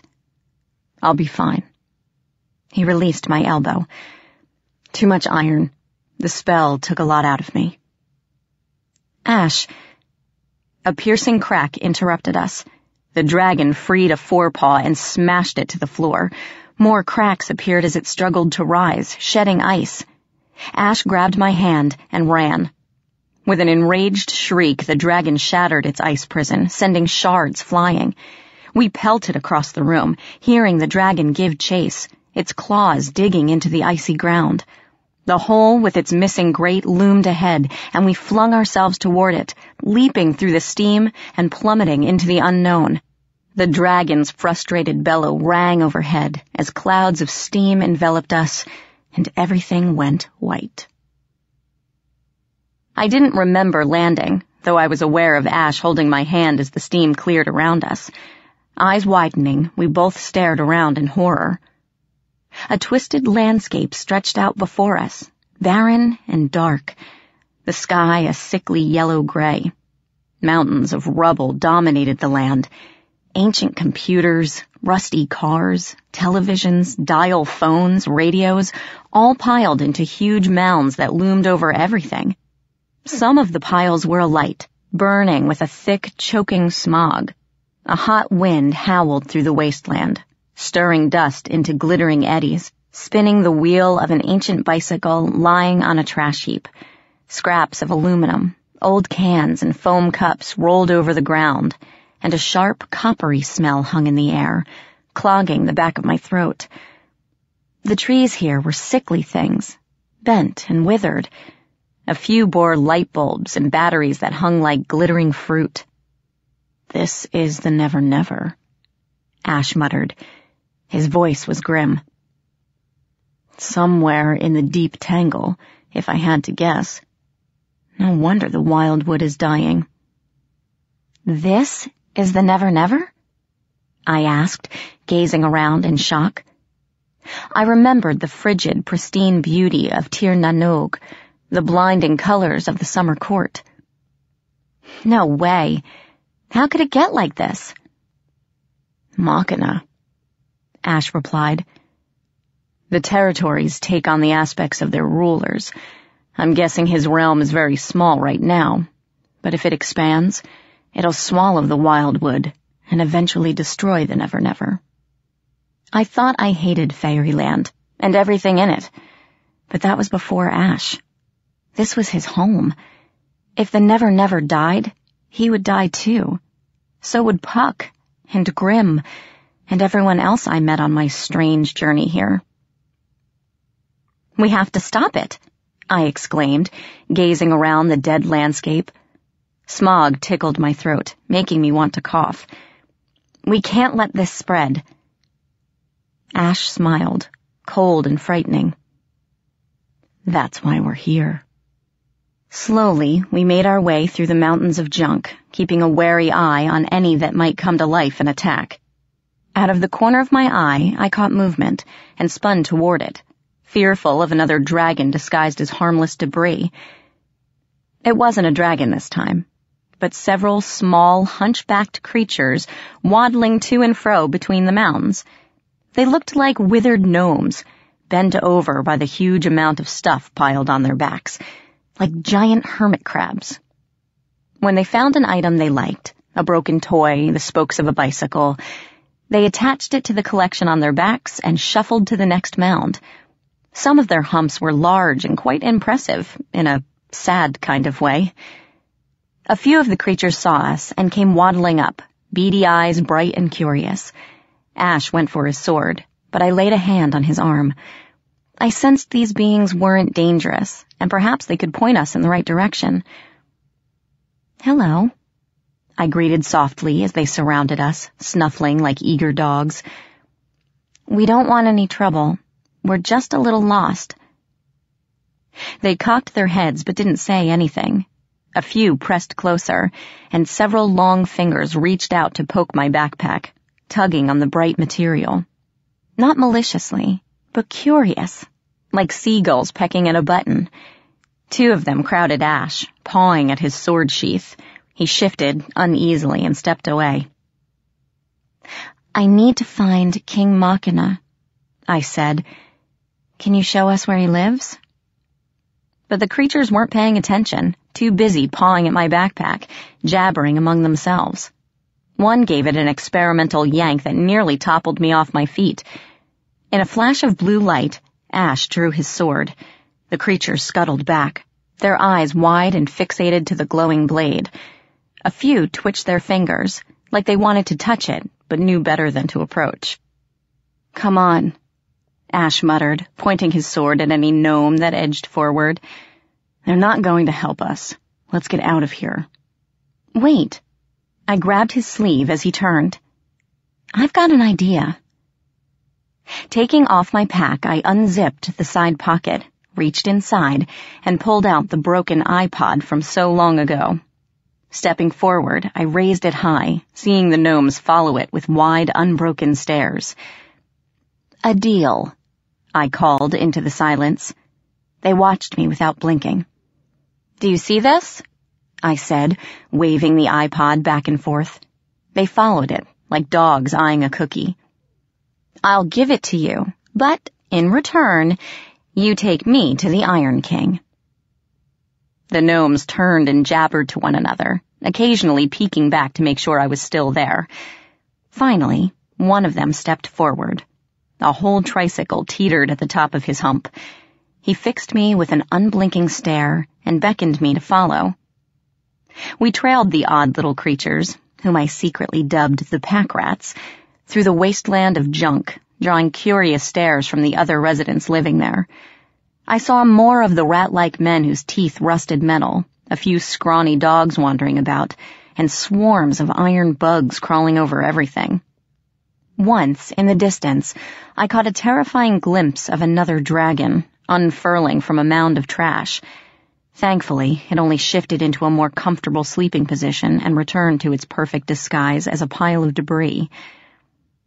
At last, the mountains of garbage fell away, and the lead pack rat pointed a long finger down a barren plain, across a cracked gray plateau, spider-webbed with lava and millions of blinking lights. A railroad stretched away into the distance. Hulking machines, like enormous iron beetles, sat beside it, snorting steam. And silhouetted against the sky, a jagged black tower stabbed up from the earth, wreathed in smog and billowing smoke. Machina's fortress. Ash drew in a quiet breath. I stared at the imposing tower, my stomach contracting with fear, until a tug on my backpack snapped me out of my daze. The pack rat stood there, an expectant look on his face, fingers twitching. Oh, yeah. Fishing out the iPod, I handed it to him solemnly. A deal's a deal. Hope you enjoy it. The pack rat chittered with joy. Clutching the device to his chest, he scuttled off like an enormous crab, vanishing back into the wasteland of junk. I heard excited jabbering and imagined him showing off his trophy for all to see. Then the voices faded, and we were alone. Ash turned to me, and I was struck with how awful he looked. His skin was ashen. There were shadows under his eyes, and his hair was damp with sweat. "Will you be all right?" I whispered. One corner of his mouth curled up. "We'll see, won't we?" I reached for his hand, wrapped my fingers around his, and squeezed. He put my hand to his face and closed his eyes, as if drawing strength from my touch. Together, we descended into the heart of Machina's realm. Chapter 21. Knights of the Iron Crown. "Don't look now," Ash muttered after hours of walking. "But we're being followed." I craned my head over my shoulder. We were following the railroad, walking beside it instead of directly on the iron tracks, toward the looming fortress, and hadn't encountered a single creature, fairy or otherwise, on the journey. Street lamps grew out of the ground, lighting the way, and iron behemoths reminding me of vehicles in a steampunk anime crouched along the tracks, hissing smoke. Through the writhing steam, it was difficult to see more than a few yards away. But then, a small, familiar creature scuttled across the tracks, vanishing into the smoke. I caught a glimpse of a tricycle poking up from a mound of junk and frowned. Why are the pack rats following us? Pack rats? Ash smirked at me. Yeah, they collect shiny stuff, hoard it in their dens. Pack rats. Oh, never mind. I mock glared at him, too worried to be irritated. Ash never complained, but I could see the iron everywhere was taking a toll on him. Do you want to stop somewhere and rest? No. He pressed a palm to one eye as if trying to squelch a headache. It won't make any difference. The twisted landscape went on. We passed pools of molten lava, bubbling and shimmering with heat. Smokestacks loomed overhead, belching great spouts of black pollution that writhed into the yellow-gray sky. Lightning arched and crackled across blinking metal towers, and the air hummed with electricity. Pipes crisscrossed the ground, leaking steam from joints and valves, and black wires slashed the sky overhead. The tang of iron, rust, and smog clogged my throat and burned my nose. Ash spoke very little, stumbling on with grim determination. My worry for him was a constant knot in my stomach. I was doing this to him. It was my contract that bound him to help, even though it was slowly killing him. but we couldn't turn back, and I could only watch, helpless, as Ash struggled to continue. His breath rasped painfully in his throat, and he grew paler by the hour. Fear clawed my insides. I was terrified he would die and leave me alone in this dark, twisted place. A day passed, and the iron tower loomed black and menacing overhead, though it was still far in the distance. The sickly yellow-gray of the sky darkened, and the hazy outline of a moon shimmered behind the clouds. I stopped, looking up at the sky. No stars. None at all. The artificial lights reflected off the haze, making the night nearly as bright as the day. Ash began coughing, putting a hand against a crumbling wall to steady himself. I slipped my arms around him, holding him steady as he leaned into me. The harsh explosions made my heart constrict. "We should rest," I muttered, gazing around for a place to camp. A huge cement tube lay half buried in the dirt at the bottom of the tracks, covered in graffiti, and I motioned him toward it. "Come on." He didn't argue this time, but followed me down the slope and into the cement shelter. It wasn't tall enough for us to stand up straight, and the floor was sprinkled with chips of colored glass. Not the best of campsites, but at least it wasn't iron. I kicked away a broken bottle and sat down carefully, shrugging off my backpack. Pulling the sword from his belt, Ash sank down opposite me with a barely concealed groan. The witchwood arrow throbbed as I unzipped the pack and reached around it for the food and bottled water. Ripping open a bag of jerky, I offered some to Ash. He shook his head, his eyes weary and dull. "You should eat something," I chided, gnawing on the dried meat. I wasn't particularly hungry myself, too tired, hot and worried to have an appetite, but I wanted something in my stomach. "I have trail mix or candy if you want something else. Here." I waggled a bag of peanut mix at him. He eyed it dubiously, and I frowned. "I'm sorry, but they don't sell fairy food at mini-marts. Eat." Mutely, he accepted the bag and poured out a handful of peanuts and raisins. I gazed into the distance, where the looming black tower stabbed into the clouds. "How long do you think until we reach it?" I murmured, just to get him talking again. Ash tossed the whole handful back, chewed, and swallowed without interest. "I'd guess a day at most," he replied, setting down the bag. "Beyond that," he sighed, and his eyes darkened. "I doubt I'd be of much use anymore." My stomach convulsed with dread. I couldn't lose him now. I'd lost so much already. It seemed especially cruel that Ash might not reach the end of our adventure. I needed him as I'd never needed anyone before. "I'll protect you," I thought, surprising myself. "You'll get through this, I promise. Just don't die on me, Ash." Ash met my gaze, as if he could tell what I was thinking, his gray eyes solemn in the shadows of the pipe. I wondered if my emotions were giving away my thoughts, if Ash could read the glamour aura that surrounded me. For a moment, he hesitated, as if fighting a battle within himself. Then, with a resigned sigh, he smiled faintly and held out his hand. I took it, and he pulled me close, settling me in front of him and wrapped his arms around my stomach. I leaned back against his chest and listened to his beating heart. With every thump, it told me that this was real, that Ash was here and alive and still with me. The wind picked up, smelling of ozone and some other weird chemical scent. A drop of rain hit the edge of the pipe, and a tiny wisp of smoke curled into the air. Except for his slow breathing, Ash was perfectly still, as if he feared that any sudden movement would scare me away.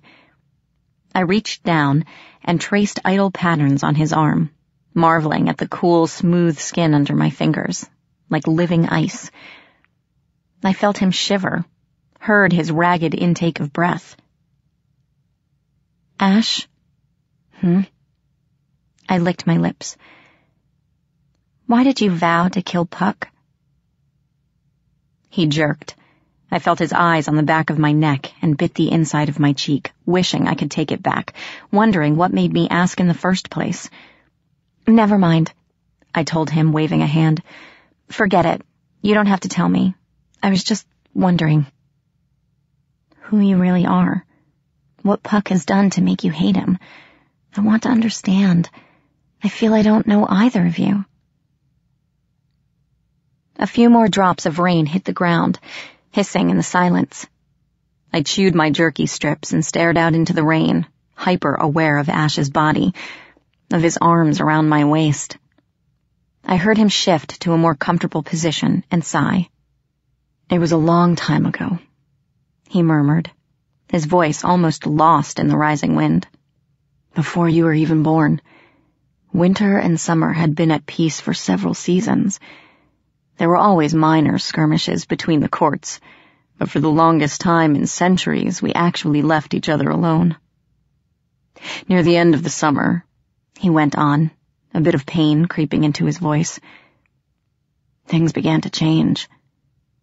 The Fae don't deal well with boredom, and some of the more impatient members started mischief with summer again. I should have known there would be trouble, but that season I wasn't thinking of politics. The entire court was bored and restless, but His voice broke, only for a moment, before continuing. "I was with my lady, Ariella Tularin." I felt the breath sucked out of me. His lady. Ash had been involved once, and judging from the veiled hurt in his voice, he'd loved her a lot. I stiffened, suddenly too aware of my breath, of his arms around my waist. Ash didn't seem to notice. "We were hunting in the wildwood," he went on, resting his chin atop my head, "following the rumor of a golden fox that had been seen in the area. There were 3 of us that day, hunting together. Ariella, myself, and Robin Goodfellow." "Puck?" Ash shifted uncomfortably. Thunder growled in the distance, shooting threads of green lightning across the sky. "Yes," he muttered, as if it pained him to say it. Puck was... He was a friend, once. I wasn't ashamed to call him that. Back then, the 3 of us would often meet one another in the wildwood, away from the condemnation of the courts. We didn't care about the rules. Back then, Puck and Ariella were my closest companions. I trusted them completely. "What happened?" Ash's voice was soft with memory as he continued. "We were hunting," he explained again, "following our quarry into a territory none of us had seen. The wildwood is huge, and some parts are constantly shifting, so it can be dangerous even for us. We tracked the golden fox for 3 days, through unfamiliar woods and forest, making bets on whose arrow would finally take it down. Puck boasted that winter would surely lose to summer, and Ariella and I made the same boast in reverse. All the while, the forest around us grew dark and wild. Our horses were Fae steeds, whose hooves didn't touch the ground, but they were growing increasingly nervous. We should have listened to them, but we didn't. Stubborn pride leading us on like fools. Finally, on the 4th day, we came to a rise that plunged down into a vast hollow. On the other side, trotting along the ridge, was the golden fox. The hollow separating us wasn't deep, but it was wide and filled with tangled shadows and undergrowth, making it difficult to see what was down there. Ariella wanted to go around, even though it would take us longer. Puck disagreed, insisting we would lose our quarry unless we rode straight through. We argued. I sided with Ariella, though I didn't see the reason for her apprehension. If she wasn't willing to go forward, I wasn't going to make her. Puck, however, had other ideas. As I turned my horse around, he let out a whoop, slapped Ariella's horse on the rump, and kicked his own steed forward. They plunged over the edge, racing down the slope, with Puck yelling at me to catch up if I could. I had no choice but to follow. Ash fell silent, his eyes dark and haunted. He gazed off into the distance until I couldn't take it anymore. "What happened?" I whispered. He gave a bitter laugh. Ariella was right, of course. Puck had led us straight into a wyvern nest. I felt stupid for asking, but what's a wyvern? It's cousin to a dragon, Ash replied. Not as intelligent, but still extremely dangerous and highly territorial. The thing rose up out of nowhere, all scales and teeth and wings, lashing at us with its poison stinger. It was enormous, an ancient drake, vicious and powerful.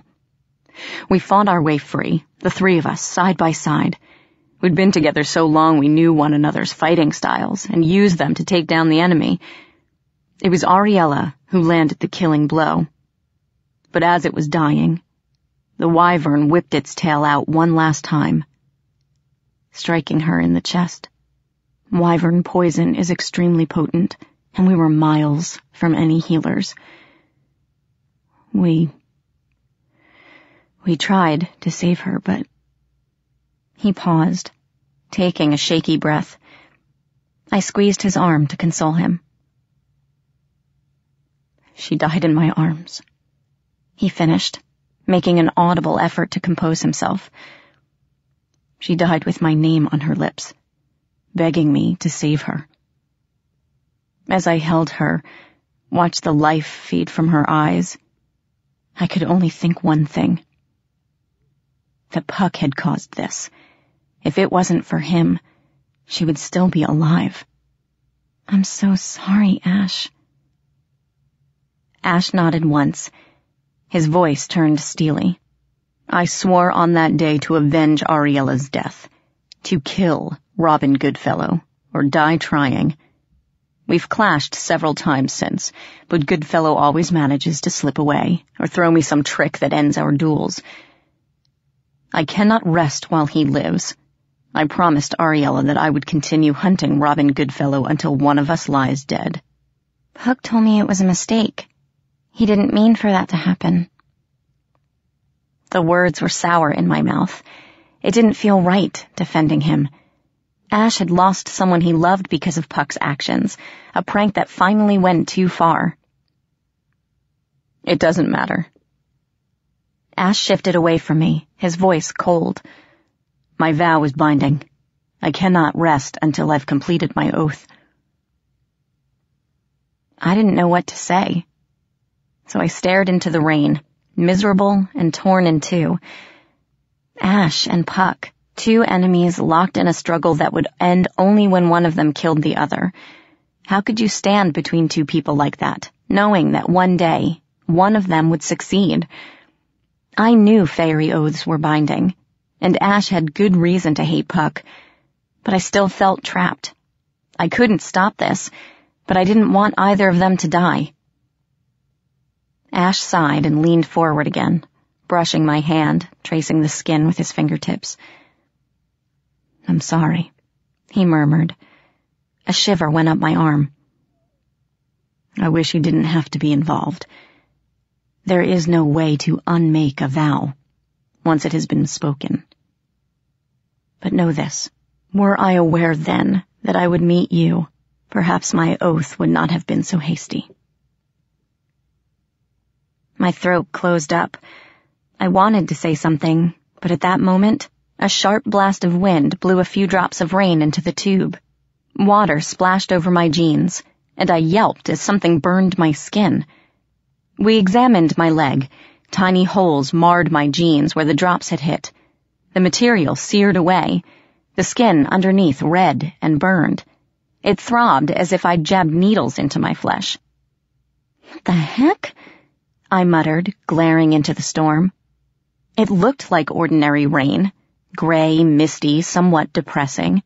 Almost compulsively, I stuck my hand toward the opening where water dripped over the edge of the tube. Ash grabbed my wrist, snatching it back. Yes, it will burn your hand as well as your leg. he said in a bland voice. "And here I thought you learned your lesson with the chains." Embarrassed, I dropped my hand and scooted farther into the tube, away from the rim and the acid rain dripping from it. "Guess I'm staying up all night," I muttered, crossing my arms. "Wouldn't want to doze off and find half my face melted off when I wake up." Ash pulled me back against him, brushing my hair from my neck. His mouth skimmed my shoulder, up my neck, sending butterflies swarming through my insides. "If you want to rest, then do so," he murmured against my skin. "The rain will not touch you, I promise." "What about you?" I wasn't planning to sleep. He made a casual gesture at a trickle of rainwater seeping into the tube, and the water turned to ice. "I fear I wouldn't be able to wake up." My worry spiked. "Ash!" His lips brushed my ear. "Sleep, Megan Chase," he whispered, and suddenly I couldn't keep my eyes open. Half my consciousness still struggled as darkness pulled me under, and I sank into his waiting arms. When I awoke, the rain had stopped and everything had dried, though the ground still steamed. There was no visible sun through the choking clouds, but the air still blistered with heat. I grabbed my backpack and crawled out of the pipe, looking around for Ash. He sat against the outside of the tube, head back, sword resting on his knees. Seeing him, I felt a rush of anger and fear. He'd enchanted me last night, spelled me to sleep without my consent, which meant he'd probably used glamour, though his own body was getting weaker and weaker. Fuming and afraid, I stomped up to him and put my hands on his hips. Gray eyes cracked open and regarded me blearily. "Don't do that again." I'd intended to yell at him, but his vulnerability made me pause. He blinked, but had the grace not to ask what I was talking about.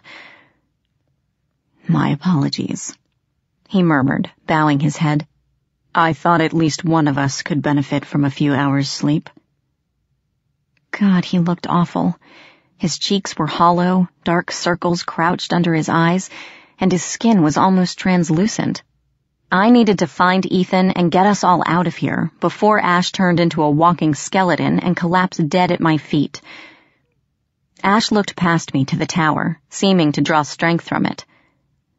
"Not far now," he murmured, as if it were a mantra that kept him going. I held out my hand, and he let me pull him to his feet. We started following the tracks again. The smokestacks and metal towers slowly fell away behind us as we continued across Machina's realm.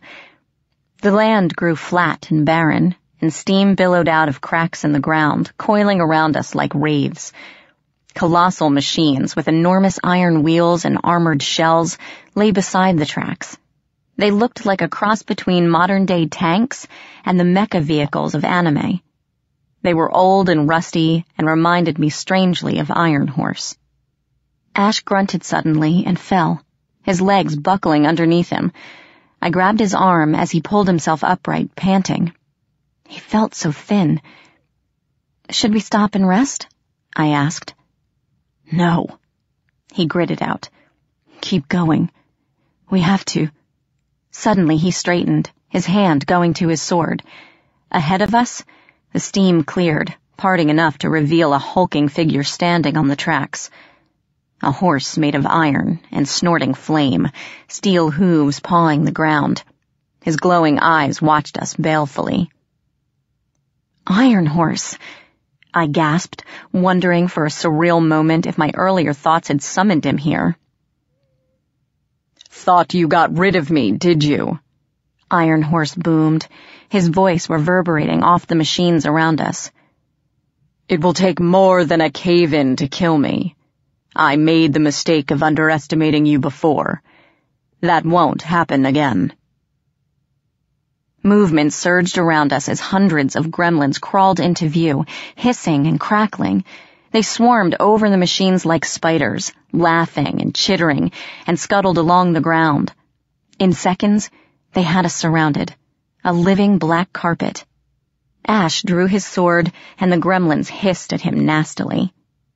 Two figures appeared through the steam on either side of us.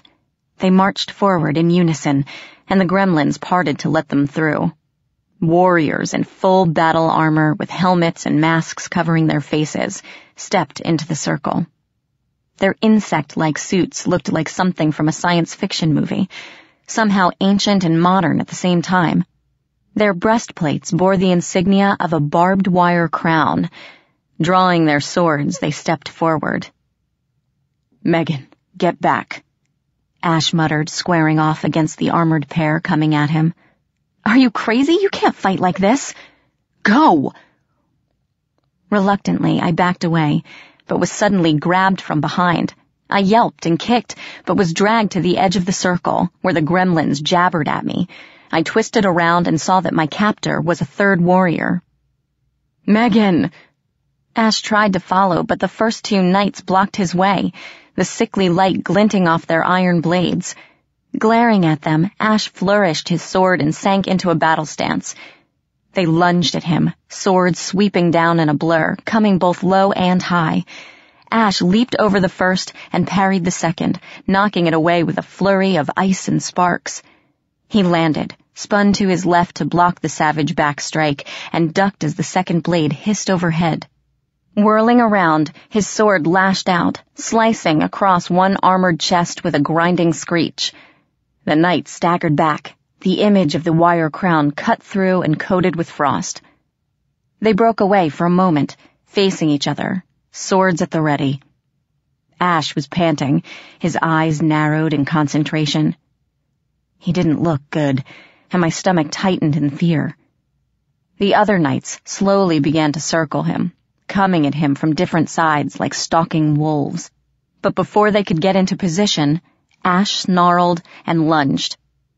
For a moment, the knight he engaged was driven back by the ferocity of the attack.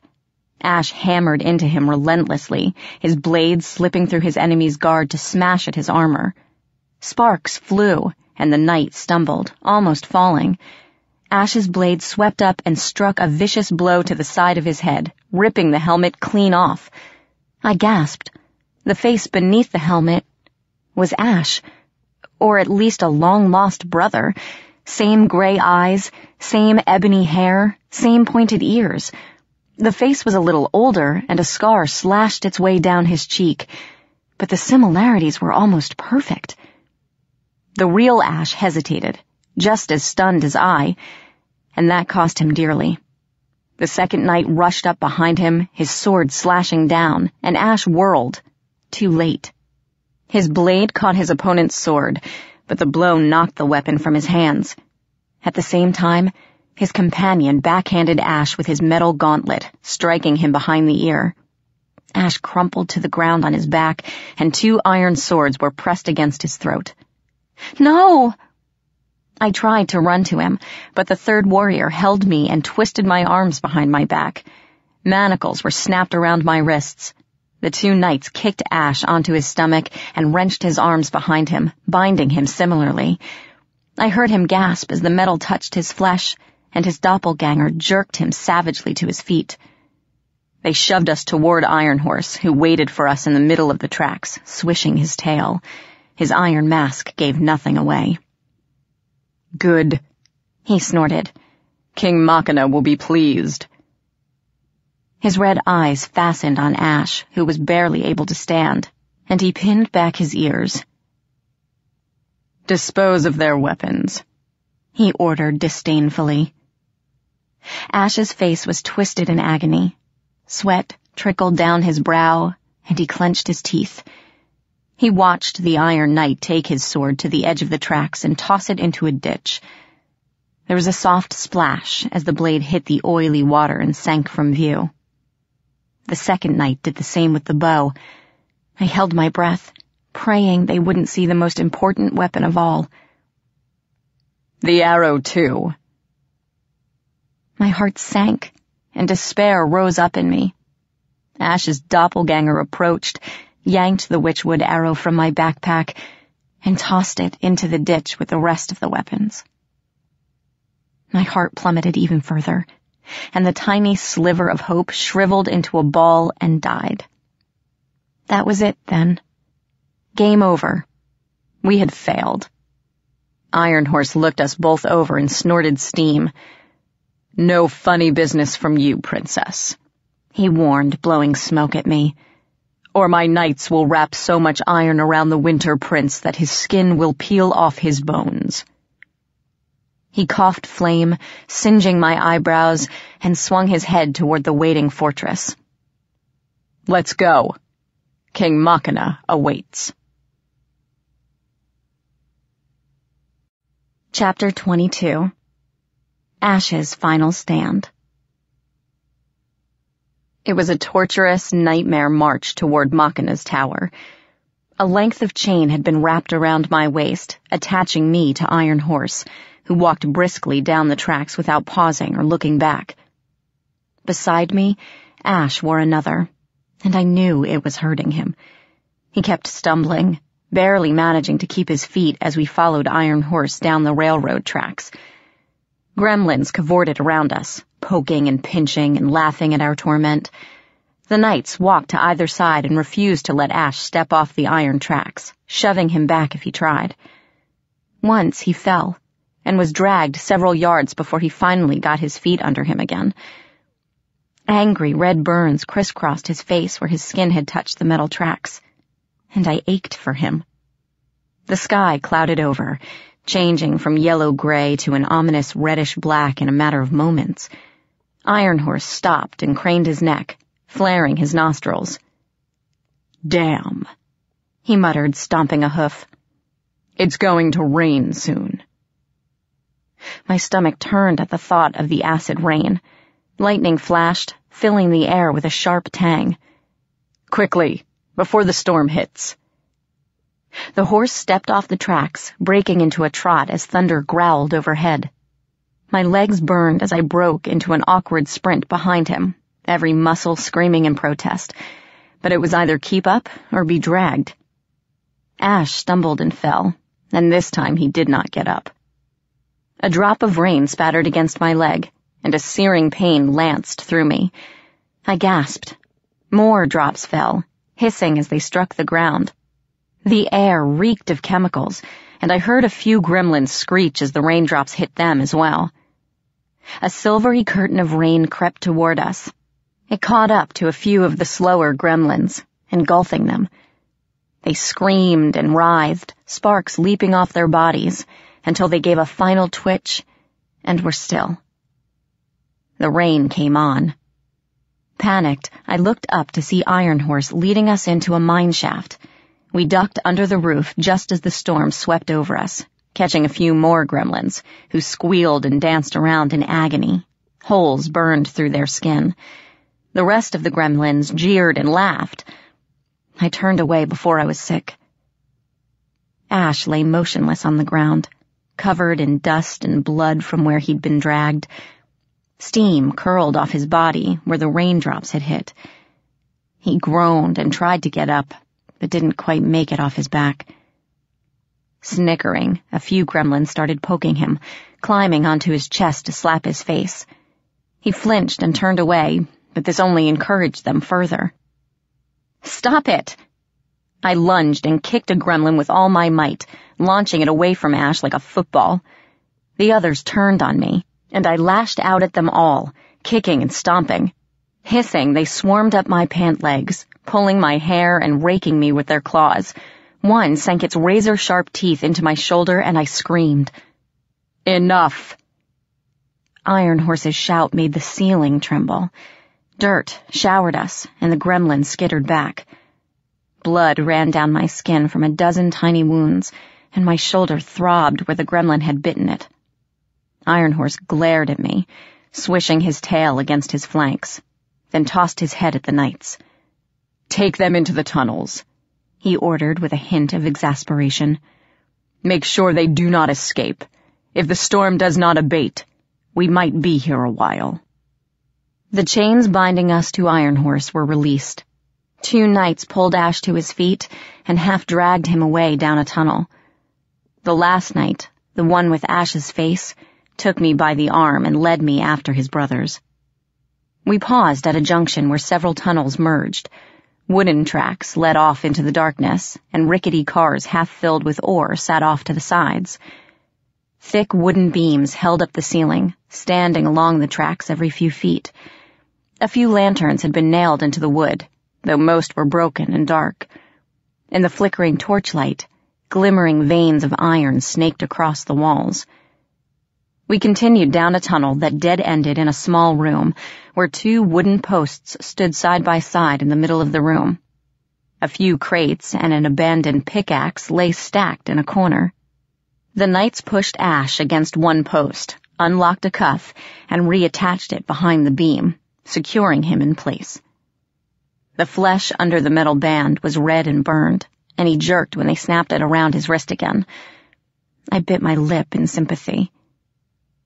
The knight who'd first caught me straightened and patted Ash on the cheek, chuckling as Ash flinched away from the steel gauntlet.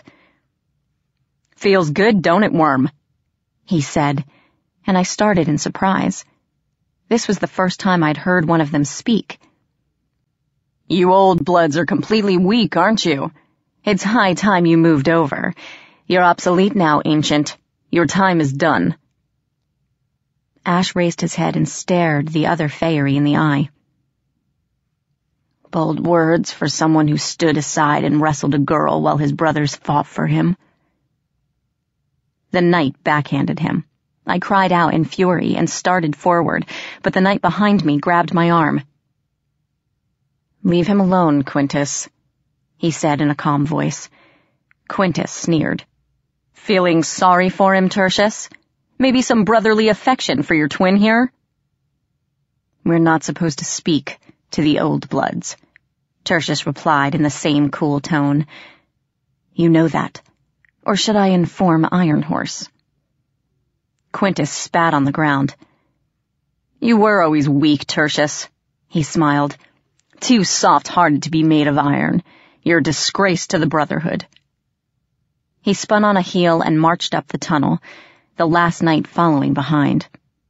Their boots rang loudly on the stone floor, then faded into silence.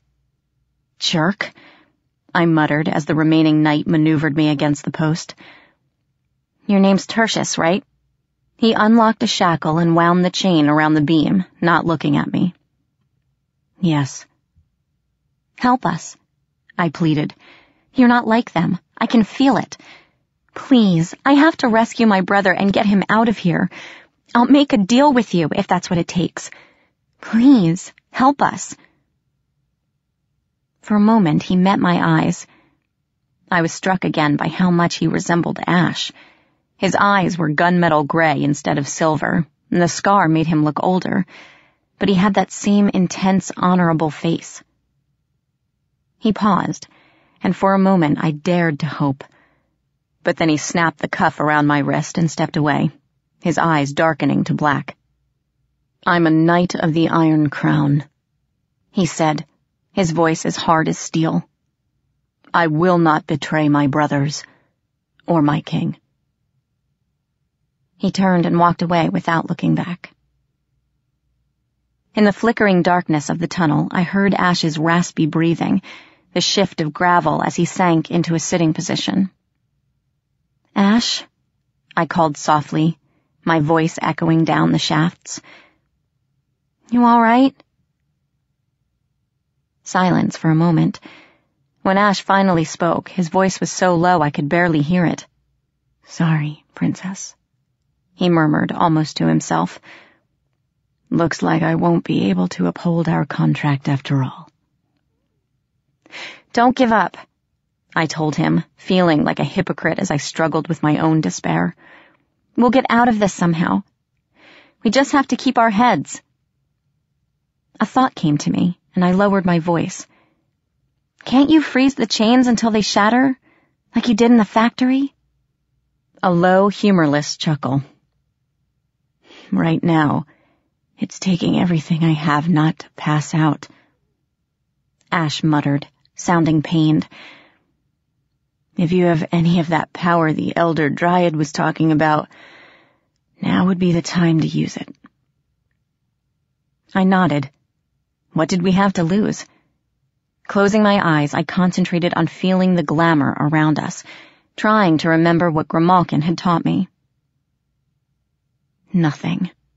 Except for a flicker of raw determination from Ash, there were no emotions to draw from, no hopes or dreams or anything. Everything here was dead, devoid of life, passionless. The Iron Fae were too machine-like, cold, logical, and calculating, and their world reflected that. Refusing to give up, I pushed deeper, trying to get past the banal surface. This had been the Never Never once. There had to be something left untouched by Machina's influence. I felt a pulse of life. Somewhere, deep below. A lone tree, poisoned and dying, but still clinging to life. Its branches were slowly turning to metal. But the roots and the heart of the tree were not yet corrupted. It stirred to my presence, a tiny piece of the Never Never in the void of nothingness. But before I could do anything, shuffling footsteps broke my concentration, and the link faded away. I opened my eyes. The light in the tunnel had gone out, leaving us in pitch blackness. I heard creatures moving toward us, surrounding us, and I couldn't see a thing. My mind jumped to all sorts of terrifying conclusions. Giant rats, huge cockroaches, massive underground spiders. I almost fainted when something patted my arm, but then I heard the low babble of familiar voices. A yellowish beam clicked on in the darkness.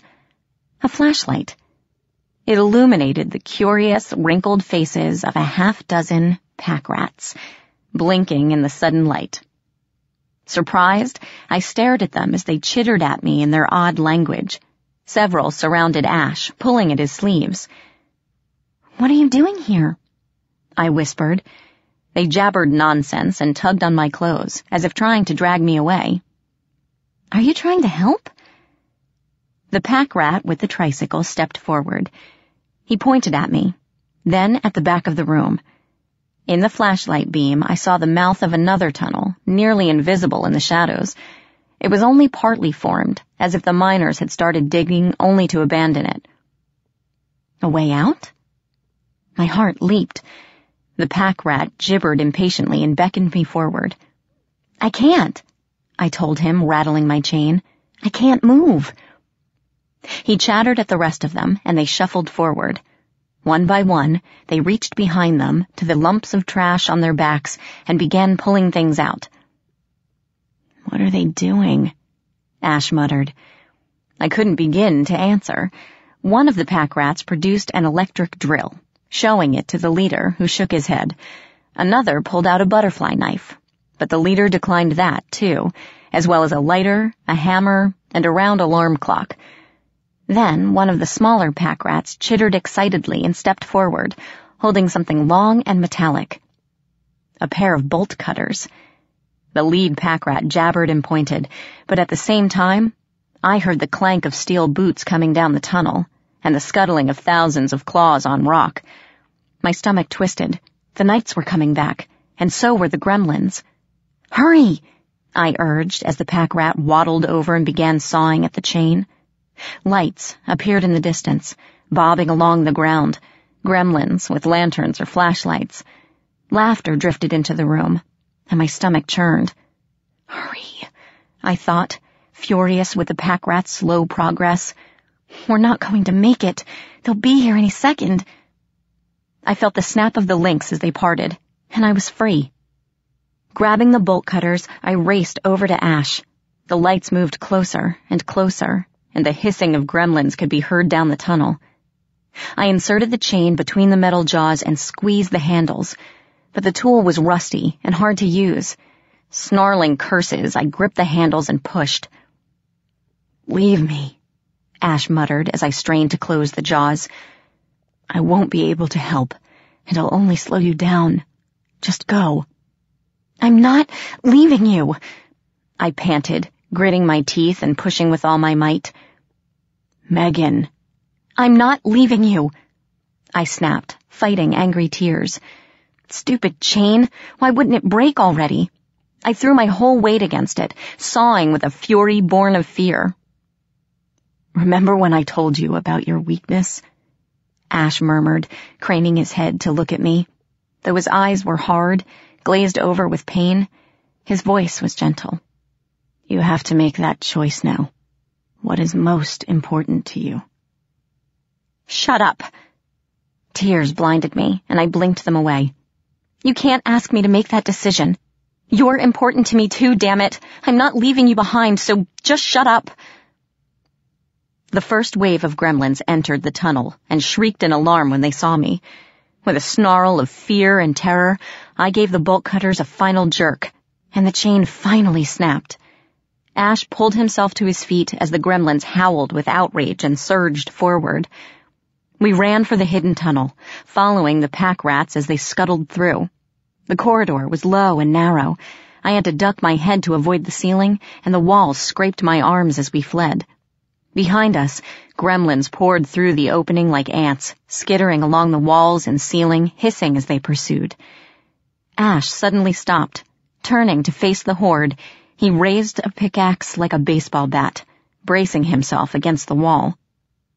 I gave a start. He must have snatched it from the crates right before we reached the tunnel. The broken chains, still dangling from his wrists, trembled as his arms shook. The gremlins halted a few yards away, their eyes bright as they analyzed this new threat. As one, they began edging forward. "Ash!" I called. "What are you doing? Come on!" "Megan?" Ash's voice, despite the pain below the surface, was calm. "I hope you find your brother.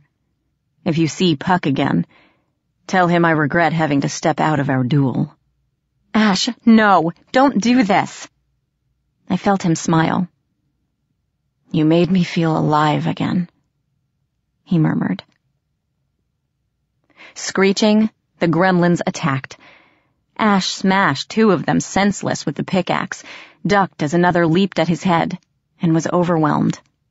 They swarmed over him, clinging to his legs and arms, biting and clawing. He staggered and dropped to a knee, and they skittered up his back until I could no longer see him through the writhing mass of gremlins. Still, Ash fought on. With a snarl, he surged back to his feet, sending several gremlins flying only to have a dozen more take their place. "Megan, go!" His voice was a hoarse rasp as he slammed a gremlin into the wall. "Now!" Choking on tears, I turned and fled. I followed the beckoning pack rats until the tunnel split and branched off in several directions. A pack rat pulled something from his lump and waved it at the leader. I gasped when I saw that it was a stick of dynamite. The leader snarled something, and another pack rat scuttled forward with a lighter. I couldn't help but look back, just in time to see Ash finally pulled under the sea of gremlins and lost from view. The gremlins screeched in triumph and flowed toward us. The few sputtered to life. The lead pack rat hissed at me and pointed to the tunnels, where the rest of them were vanishing. Tears flowing down my cheeks, I followed, and the pack rat holding the dynamite flung it toward the oncoming gremlins. The boom shook the ceiling. Dirt and rocks rained down on me, filling the air with grit. I coughed and sagged against the wall, waiting for the chaos to die down. When everything was still, I looked up to see that the entrance to the tunnel had caved in. The pack rats were moaning softly.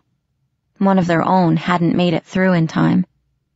Sagging down the wall, I pulled my knees to my chest and joined them in their grieving, feeling I'd left my heart in the tunnel where Ash had fallen. Chapter 23. The Iron King. For several minutes, I sat there, too numb to even cry. I couldn't believe that Ash was really dead. I kept staring at the caved-in wall, half expecting him to somehow, miraculously push through the rubble, bruised and bloody, but alive. How long I sat there, I don't know, but eventually the lead pack rat tugged gently on my sleeve. His eyes, solemn and sad, met mine, before he turned away and beckoned me to follow. With one final look at the cave-in behind us, I trailed them into the tunnels. We walked for hours, and gradually the tunnels turned into natural caverns, dripping with water and stalactites. The pack rats loaned me a flashlight, and as I shined it about the caves, I saw that the floor was littered with strange items. A fender here, a toy robot there. It seemed we were heading deep into the pack rat's nest, for the farther we went, the more junk lay strewn about.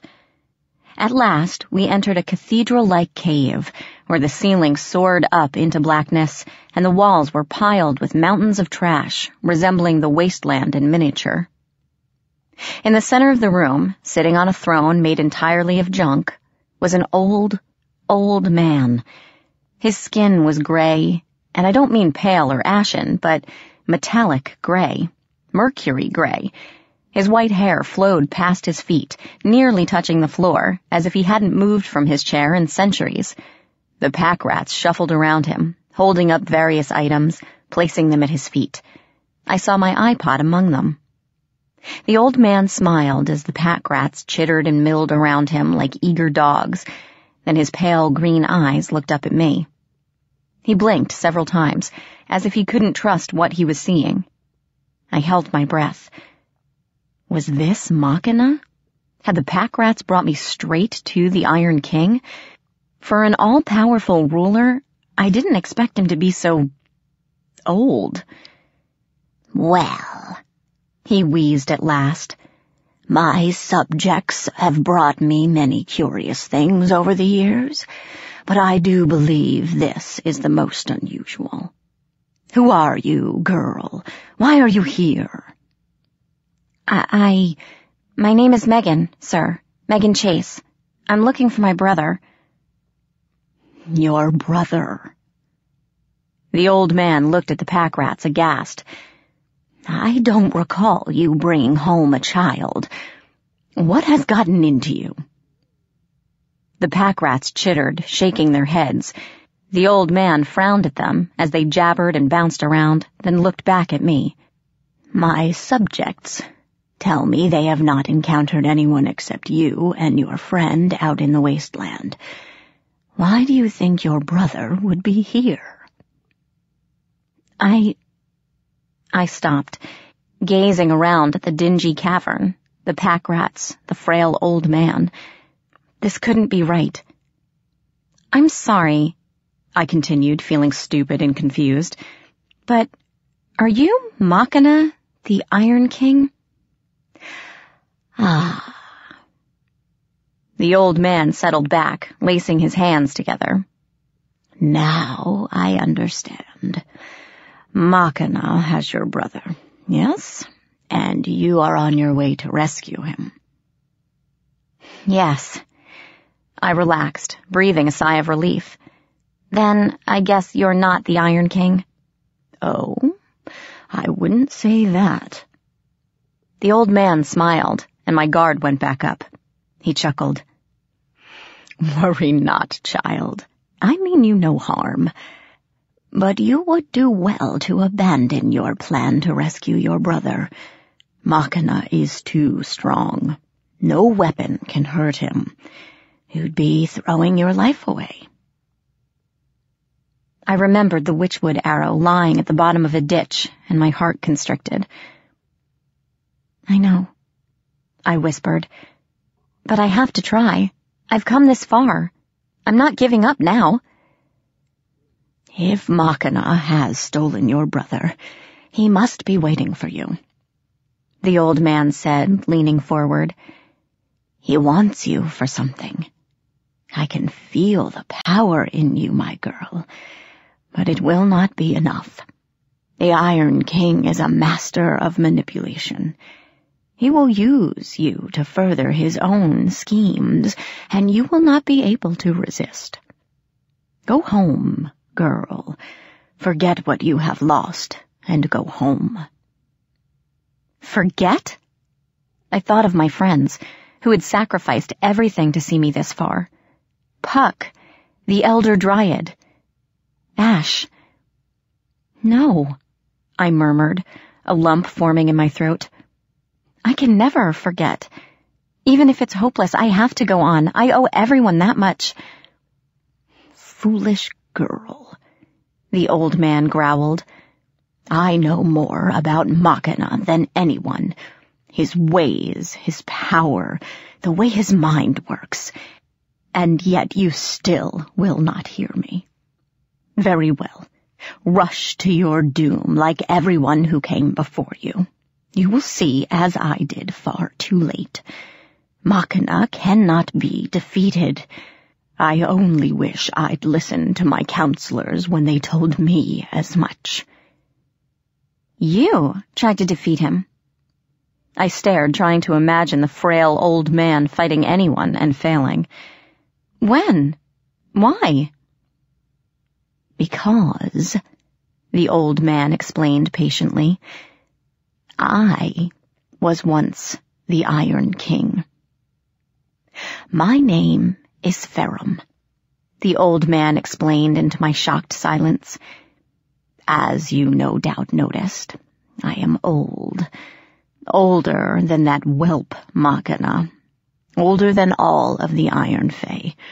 I was the first, you see, born of the forges when mankind first began to experiment with iron. I rose from their imagination, from their ambition to conquer the world with a metal that could slice through bronze like paper. I was there when the world started to shift, when humans took their first steps out of the Dark Ages into civilization. For many years, I thought I was alone, but mankind is never satisfied. He is always reaching, always trying for something better. Others came, others like me, risen from these dreams of a new world. They accepted me as their king, and for centuries we remained hidden, isolated from the rest of the Fae. I realized beyond a doubt that if the courts knew of our existence, they would unite to destroy us. Then, with the invention of computers, the gremlins came, and the bugs. Given life by the fear of monsters lurking in machines, these were more chaotic than the other Fae, violent and destructive. They spread to every part of the world. As technology became a driving force in every country, powerful new Fae rose into existence. Virus, Glitch, and Machina, the most powerful of all. He was not content to sit and hide. His plan was conquest, to spread throughout the Never-Never like a virus, destroying all who opposed him. He was my first, my most powerful lieutenant, and we clashed on several occasions. My advisors told me to banish him, to imprison him, even to kill him. They were afraid of him, and rightly so. But I was blind to the danger. Of course, it was only a matter of time before Machina turned on me. Gathering an army of like-minded Fae to his side, he attacked the fortress from within, slaughtering all who were loyal to me. My forces fought back, but we were old and obsolete, no match for Machina's cruel army. In the end, I sat on my throne and watched him approach, knowing I was going to die. But as Machina threw me to the floor, he laughed and said he would not kill me. He would let me fade away a bit at a time, becoming obscure and forgotten until no one remembered my name or who I was. And as he settled back upon my throne, I felt my power slip away and flow into Machina, acknowledging him as the new Iron King. So, now I live here. Ferrum gestured to the cavern and the pack rats milling about. In a forgotten cave, sitting on a throne made of garbage, king of the mighty trash collectors. A noble title, is it not? His lips twisted into a bitter smile. These creatures are very loyal, bringing me offerings that I cannot use, making me ruler of this junk heap. They have accepted me as their king. But what good is that? They cannot give me back my throne, and yet they are the only ones that keep me from fading away. I cannot die, but I can hardly bear to live, knowing what I've lost, what was stolen from me, and Machina is the one who designed it all. He slumped on his throne and buried his face in his hands. The pack rats shuffled forward, patting him, making worried, chittering sounds. Watching him, I felt a surge of sympathy and disgust. I've lost things, too, I said over the sound of his quiet sobbing. Machina has stolen a lot from me, but I'm not going to sit on a chair and wait for him. I'll confront him, invincible or not, and somehow I'll take back what's mine. Or I'll die trying. Either way, I'm not giving up. He stared at me through his fingers, his frail form shaking with tears. He sniffed and lowered his hands, his face sullen and dark. Go then, Ferrum whispered, shooing me away. I cannot sway you. Perhaps a single unarmed girl will succeed where an entire army has failed. He laughed then, bitter and petulant, and I felt a flicker of annoyance. Good luck to you, foolish one. If you will not listen to me, you are welcome here no longer. My subjects will take you under his fortress, through the secret tunnels that honeycomb the land. It's the quickest way to rush to your destruction. Now go. I am through with you. I didn't bow. I didn't thank him for his help. I only turned and followed the pack rats out of the cave, feeling the hateful glare of the deposed king on my back. More tunnels. The brief respite with the last Iron King wasn't enough to stave off my exhaustion. We rested infrequently, and I caught what little sleep I could. The pack rats gave me some strange mushrooms to chew on, tiny white things that glowed in the dark and tasted like mold, but allowed me to see in pitch blackness as if it were twilight. This was a good thing, because my flashlight eventually flickered and died, and no one offered fresh batteries. I lost track of time. All the caverns and tunnels seemed to meld together into one giant, impossible maze. I knew that even if I did get into Machina's fortress and rescue Ethan, I wouldn't be getting out the same way. The tunnel fell away, and suddenly I stood on a stone bridge across a vast precipice, jagged rocks spearing up from the bottom. Around me, on the walls and ceiling, hanging precariously close to the bridge, massive iron gears turned and creaked, making the ground vibrate. The closest gears were easily 3 times my height. Some were even larger. It was like being inside a giant clock, and the noise was deafening. We must be under Machina's fortress, I thought, gazing around in awe. Wonder what those huge gears are for. There was a tug on my arm, and I turned to see the lead pack rat point across the bridge, his jabbering lost in the grinding noise of the room. I understood. They had taken me as far as they could go. Now the last part of the trek would be on my own. I nodded to show I understood and started forward when he grabbed my hand. Holding my wrist, he beckoned to his pack rats, chattering at them. 2 waddled forward, reaching back for some item on their humps. It's okay, I told them. I don't need any. My voice died away. The first pack rat drew out a long sheath with a familiar hilt, gleaming blue-black in the darkness. I caught my breath. Is that? He handed it over, solemnly. Grasping the hilt, I pulled the blade free, washing the chamber in pale blue light. Steam writhed on the edge of Ash's blade, and a lump caught in my throat. Oh, Ash. I sheathed the blade and fastened it around my waist, grimly tightening the belt. I appreciate this, I told the pack rats, unsure if they understood. They chattered at me and still didn't move, and the leader pointed at the second, smaller pack rat who'd approached. He blinked and reached back, drawing forward a slightly battered bow, and for the second time my heart stopped. The pack rat held up the witchwood arrow, slimy and covered with oil, but otherwise intact. I took it reverently, my mind spinning. They could have given it to Ferrum, but they hadn't, saving it for me all this time. The arrow pulsed in my hands, still alive and deadly. I didn't think.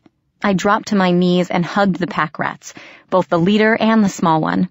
They squeaked in surprise. Their lumps poked my skin, making it impossible to get my arms around them completely, but I didn't care. When I rose, I thought the leader was blushing, though it was difficult to see in the darkness, and the small one grinned from ear to ear. "Thank you," I said, putting as much sincerity into my voice as I could. "Really, thank you isn't enough, but it's all I have. You guys are amazing."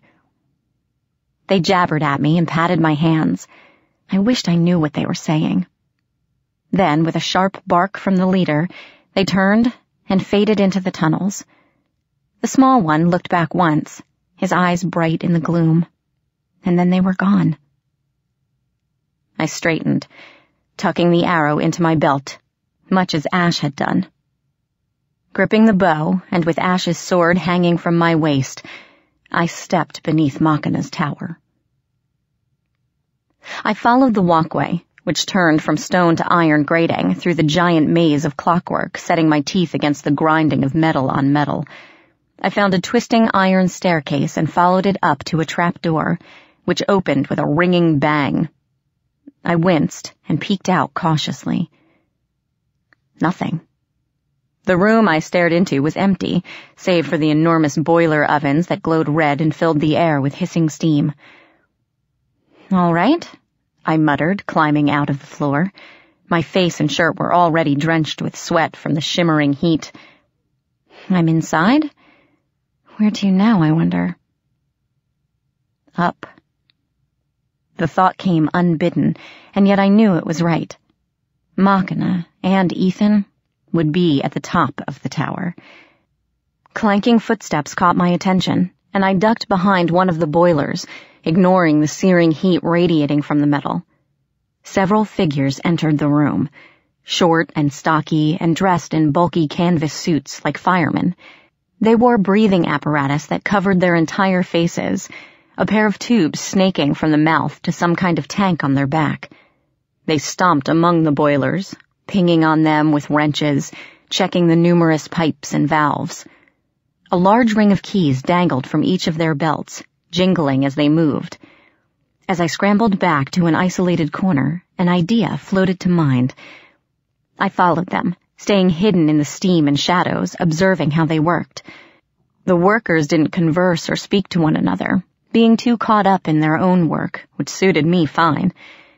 One broke off from the rest of the group, which paid him no attention as he wandered off into the steam. I trailed him down a hallway made of pipes, watching as he bent to check a hissing crack in the metal, and snuck up behind him. Drawing Ash's sword, I waited until he turned around before stepping up and pressing the point of the blade against his chest. The worker jumped and scuttled backward, but the network of pipes trapped him between me and the exit.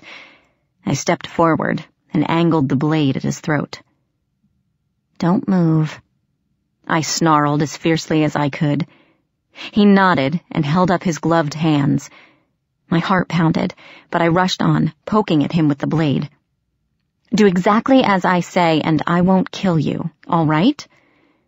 Take off your suit."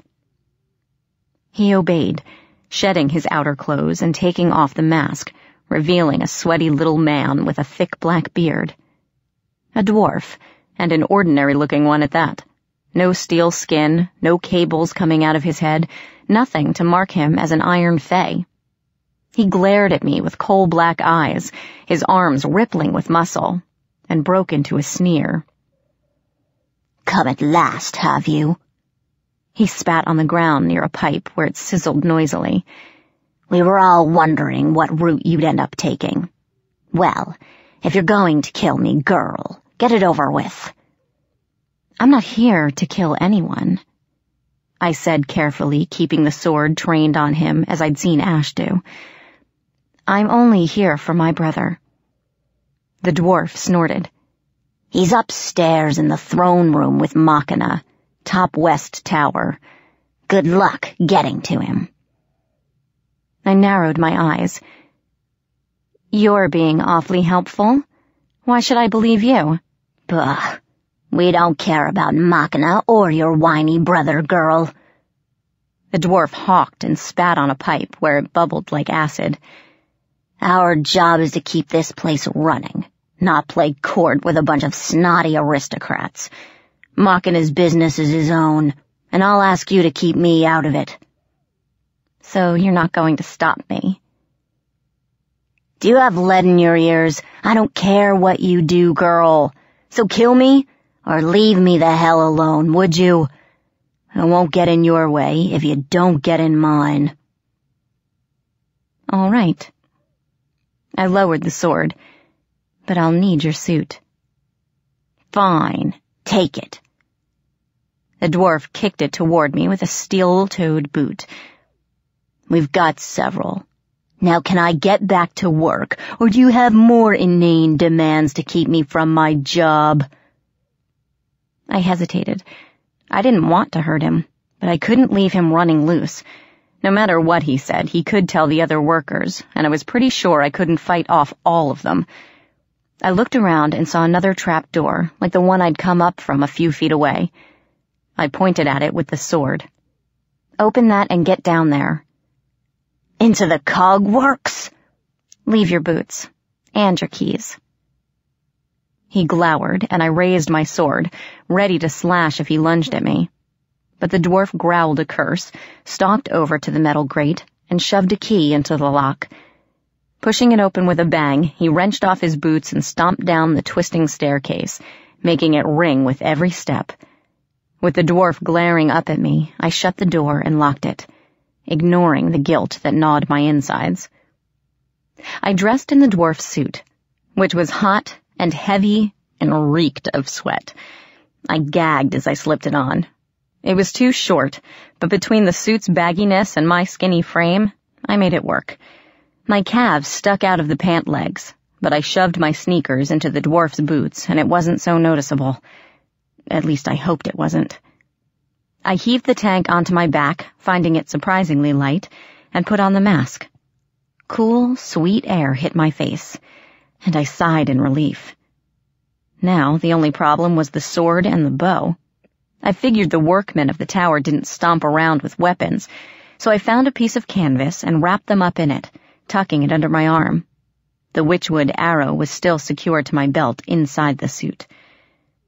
Heart pounding, I returned to the boiler room, where the other dwarves were shuffling out in a broken line. Taking a deep breath to calm my twisting stomach, I joined them, keeping my head down and not making eye contact. No one paid any attention to me, and I followed them up a long flight of stairs until we reached the main tower. Machina's fortress was huge, metallic, and sharp. Thorned creepers crawled over the ramparts, their barbs made of metal. Jagged shards jutted away from the walls for no apparent reason. Everything was harsh lines and sharp edges. Even the fae that lived here. Besides the ever-present gremlins, I saw more armored knights, hounds made of clockwork, and creatures that looked like metallic praying mantises, their bladed arms and silvery antennae glinting in the dim light. The dwarves scattered as they left the staircase, breaking away in little groups of 2s and 3s. I drifted away from the rapidly diminishing crowd and followed the wall, trying to look as if I had a purpose. Gremlins scuttled along the walls, chasing one another and tormenting the other fae.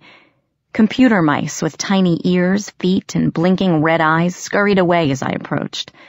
Once, a gremlin landed on one, eliciting a high-pitched squeak before stuffing the tiny creature into its mouth and crunching the sparks.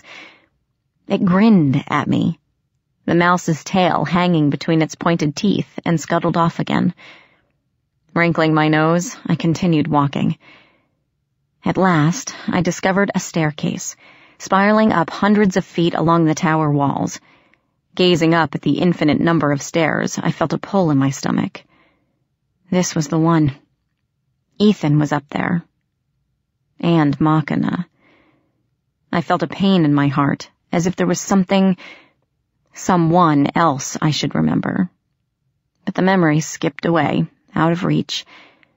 With my heart fluttering around my ribs like a crazed bat, I started the last leg of my journey.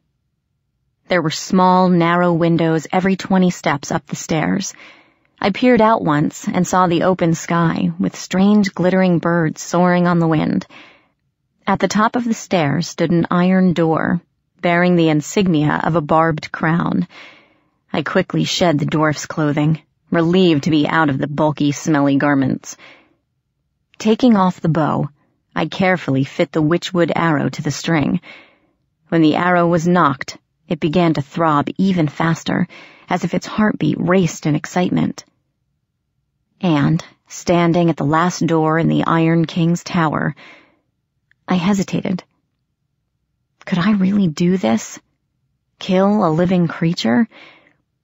I wasn't a warrior like Ash, or a brilliant trickster like Puck.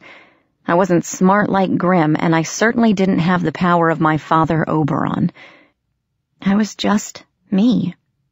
Megan Chase, an ordinary high school student. Nothing special. No. The voice in my head was mine, and it wasn't. You're more than that. You're the daughter of Oberon and Melissa Chase. You're the key to preventing a fairy war. Friend of Puck, sister to Ethan, beloved of Ash. You are much more than you think. You have everything you need. All that is left is to step forward. Step forward. I could do that. Taking a deep breath, I pushed the door open. I stood at the entrance of an enormous garden, the door creaking as it swung away from me. The smooth iron walls surrounding me were topped with jagged spines, silhouetted black against the open sky. Trees lined a stony path, but they were all made of metal, their branches twisted and sharp. Birds watched me from the steel limbs. When they fluttered their wings, it sounded like knives scraping against one another.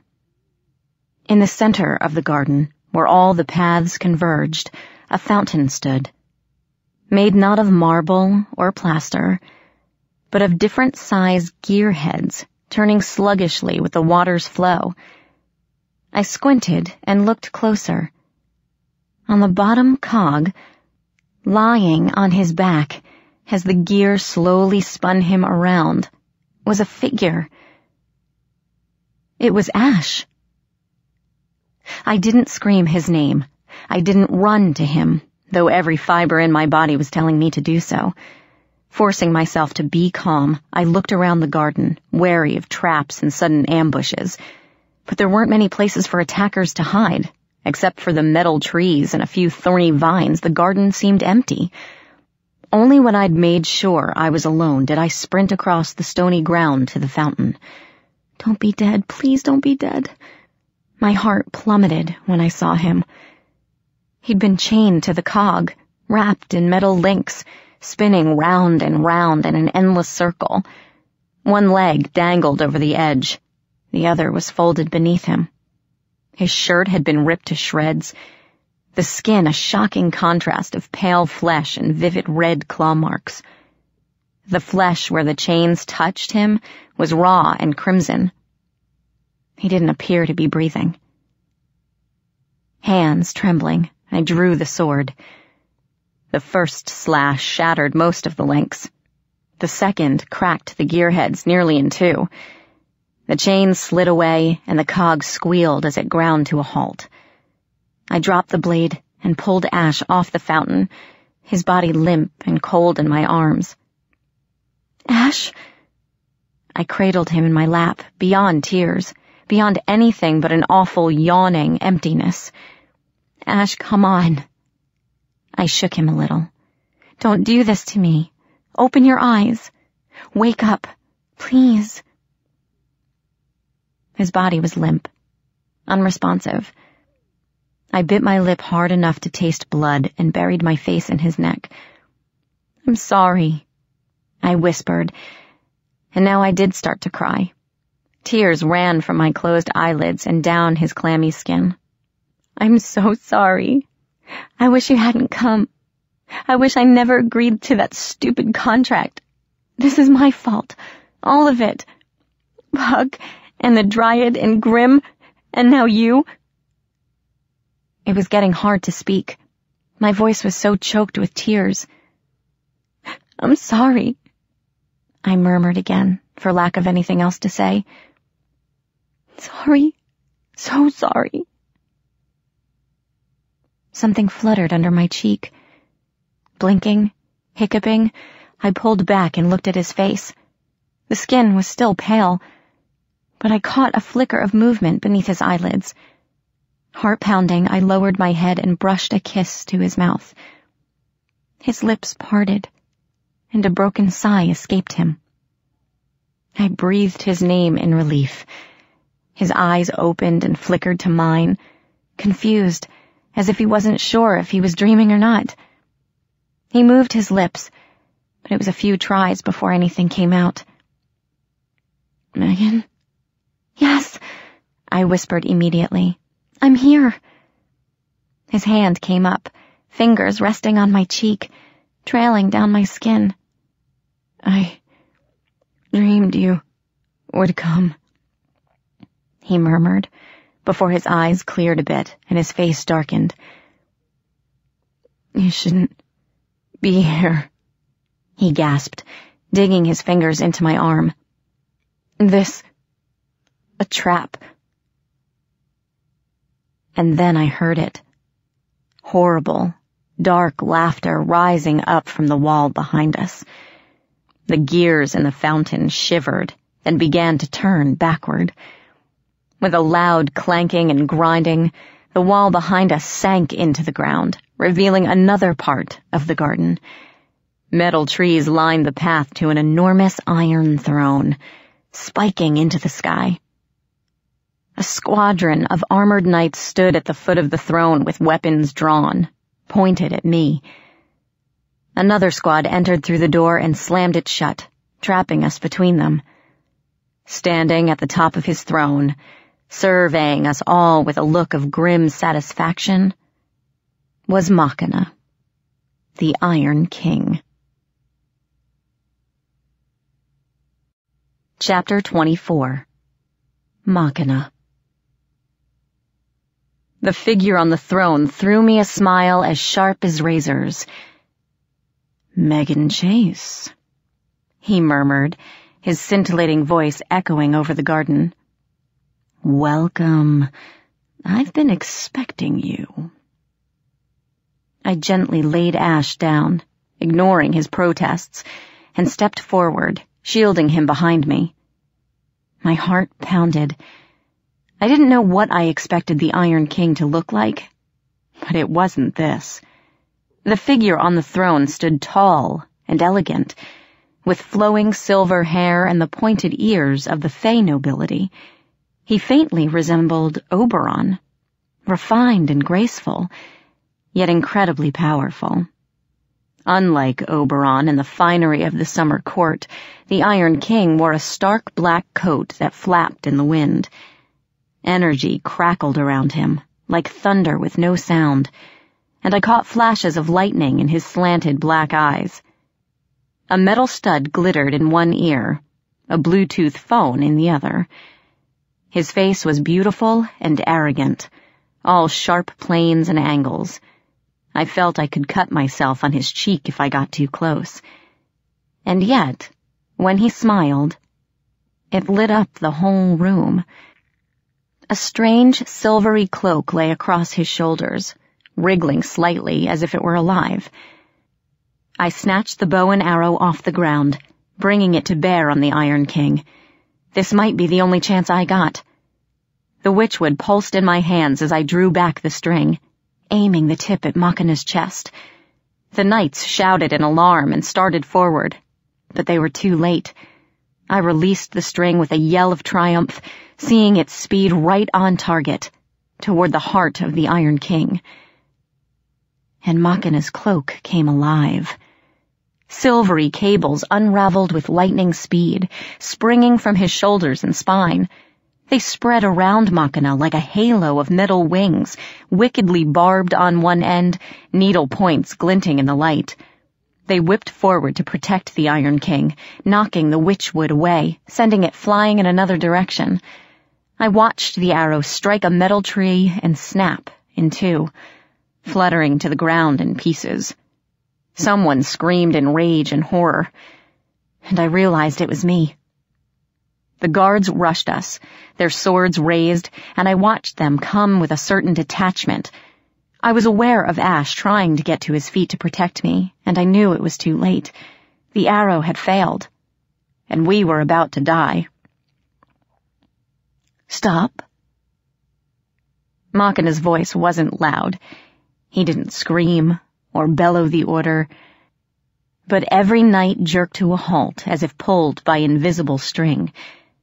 The Iron King floated down from his throne, the cables writhing slowly behind him like hungry snakes. His feet touched the floor, and he smiled at me, completely unconcerned with the fact that I had just tried to kill him. "Leave," he told the knights without taking his eyes from me. Several of them jerked their heads up in surprise. "My king," stammered one, and I recognized his voice. Quintus, one of the knights who had been with Iron Horse in the mines. I wondered if Tertius was here too. "The lady is uncomfortable with your presence," Machina went on, not looking away from me. "I do not wish her to be uncomfortable. Go. I will take care of her, and the Winter Prince." "But sire—" Machina didn't move. One of his cables whipped out, almost too fast to see, punching through the knight's armor and out his back. The cable lifted Quintus high in the air and threw him into the wall. Quintus clanged against the metal and slumped motionless to the ground. A jagged hole through his breastplate. Dark, oily blood pooled beneath him. "Leave," Machina repeated softly, and the knights scrambled to obey. They filed out through the door and slammed it shut, and we were alone with the Iron King. Machina regarded me with depthless black eyes. "You are as beautiful as I imagined," he said, walking forward, his cables coiling behind him. "Beautiful, fiery, determined." He stopped a few yards away, the cables settling back into that living cloak. "Perfect." With a final glance at Ash, still slumped next to the fountain, I stepped forward. "I'm here for my brother," I said, relieved that my voice didn't tremble. "Please, let him go. Let me take him home." Machina regarded me silently, then gestured behind him. A loud clanking began, and something rose out of the ground beside his throne, as if it was borne on an elevator. A large wrought iron bird cage came into view. Inside, "Ethan!" I started forward, but Machina's cables whipped out, blocking my path. Ethan gripped the bars of the cage, peering out with frightened blue eyes. His voice rang shrilly over the courtyard. "Maggie?" Behind me, Ash growled a curse and tried to stand.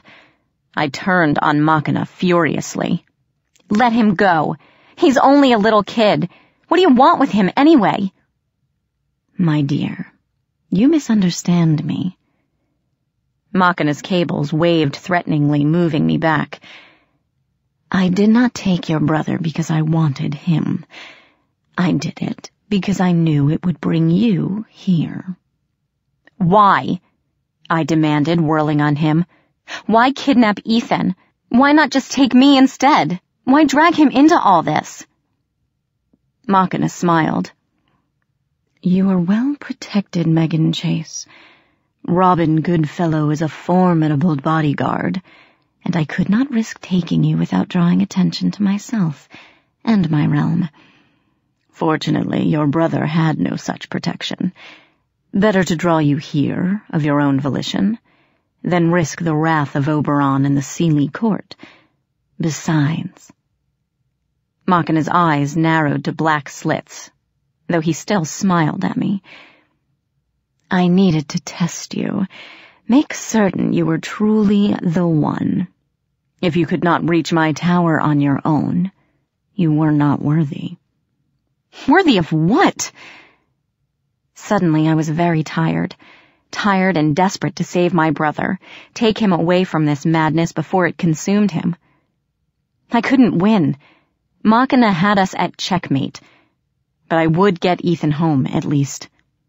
What do you want, Machina? I asked wearily, feeling the Iron King step closer. Whatever it is, just let me take Ethan back to our world. You said you wanted me? Here I am. But let me take my brother home. Of course, Machina soothed. But first, let us make a deal. I froze, everything going still inside me. A deal with the Iron King in exchange for my brother's life. I wondered what he would ask for. Somehow I knew it would cost me either way. Megan, don't... Ash growled, pulling himself up by the fountain, ignoring the burns to his hands. Machina ignored him. What kind of deal? I asked softly. The Iron King stepped closer. His cables caressed my face and arms, making me shiver. I've watched you for 16 years, he murmured, waiting for the day you would finally open your eyes and see us, waiting for the day you would come to me. Your father would have blinded you to this world forever. He is afraid of your power, afraid of your potential.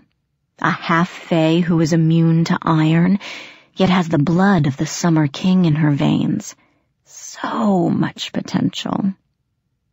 His gaze lingered on Ash, finally on his feet, and dismissed him just as quickly. Mab realized your power, which is why she wants you so much. Which is why she sent her best to capture you. But even she cannot offer what I can. Machina closed the last few steps between us and took my hand. His touch was cool, and I felt power humming through him like currents of electricity. I want you to be my queen, Megan Chase. I offer you my kingdom, my subjects, myself. I want you to rule at my side. The old bloods are obsolete. Their time is done. It is time for a new order to rise up, stronger and better than the ancient ones. Only say yes, and you will live forever. Queen of the Fae. Your brother can go home. I'll even let you keep your prince if you wish, though I fear he may not adapt well to our kingdom. Regardless, you belong here, at my side. Isn't that what you've always wanted? To belong? I hesitated. To rule with Machina. To become a queen. No one would tease or mock me anymore. I would have scores of creatures ready to jump at my bidding, and I would finally be the one on top. I would finally be the most loved. But then I saw the trees, twisted and metallic, and remembered the terrible, barren wasteland in the Wildwood. Machina would corrupt the entire Never Never. All the plants would die or become twisted versions of themselves. Oberon, Grimalkin, Puck. They would fade away with the rest of the Never Never, until only gremlins, bugs, and the Iron Fae remained. I swallowed, and even though I already knew the answer, I asked, "What if I refuse?" Machina's expression didn't falter. "Then your prince will die, and your brother will die. Or perhaps I will make him one of my playthings, half human, half machine. The eradication of the old bloods will begin with or without you, my dear.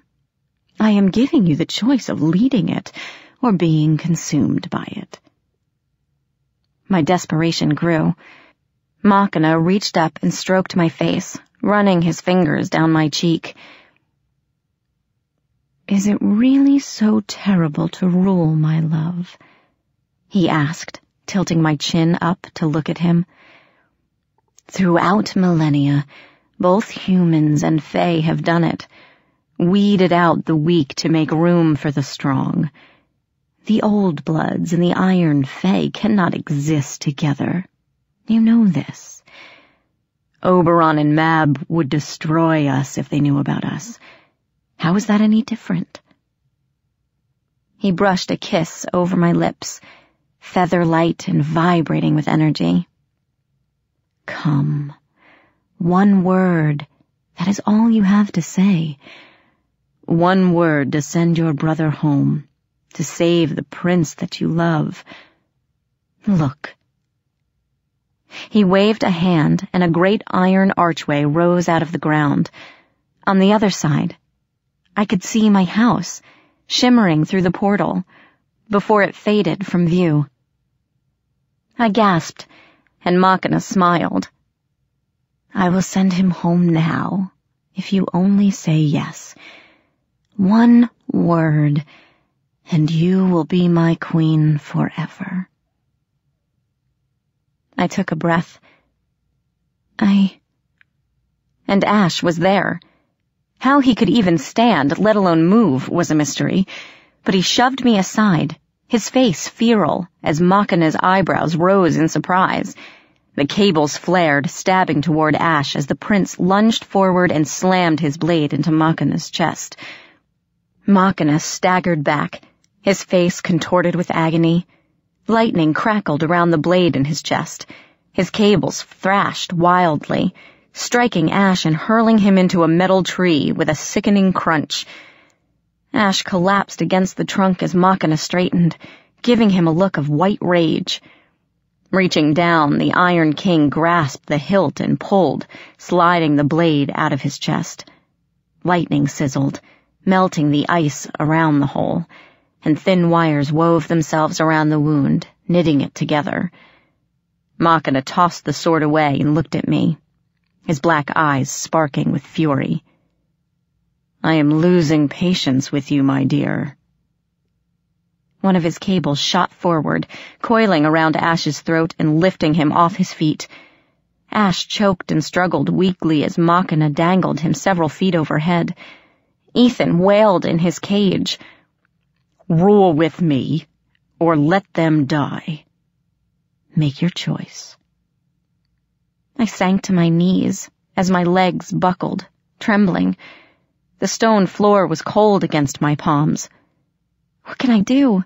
I thought desperately. How can I choose? Either way, people will die. I can't allow that. I won't. The ground pulsed under my hands. I closed my eyes and let my consciousness flow into the earth, searching for that spark of life. I felt the trees in Machina's court, their branches lifeless and dead, but their roots and hearts uncorrupted. Just like last time. I gave them a nudge and felt them respond, writhing to meet me, pushing up through the dirt, like the trees of the summer court had for Oberon with the chimera. Like father, like daughter. I took a deep breath and pulled. The ground rumbled, and suddenly, live roots broke through the surface, pushing up through the pavement, snapping and coiling about. Machina gave a shout of alarm, and the roots flew to meet him, wrapping around his body, entangling the cables.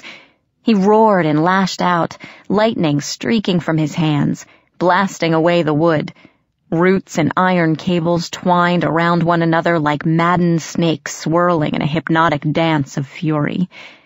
Ash dropped from the cables, hitting the ground by a metal tree, winded and dazed but still trying to get to his feet, staggering after his weapon.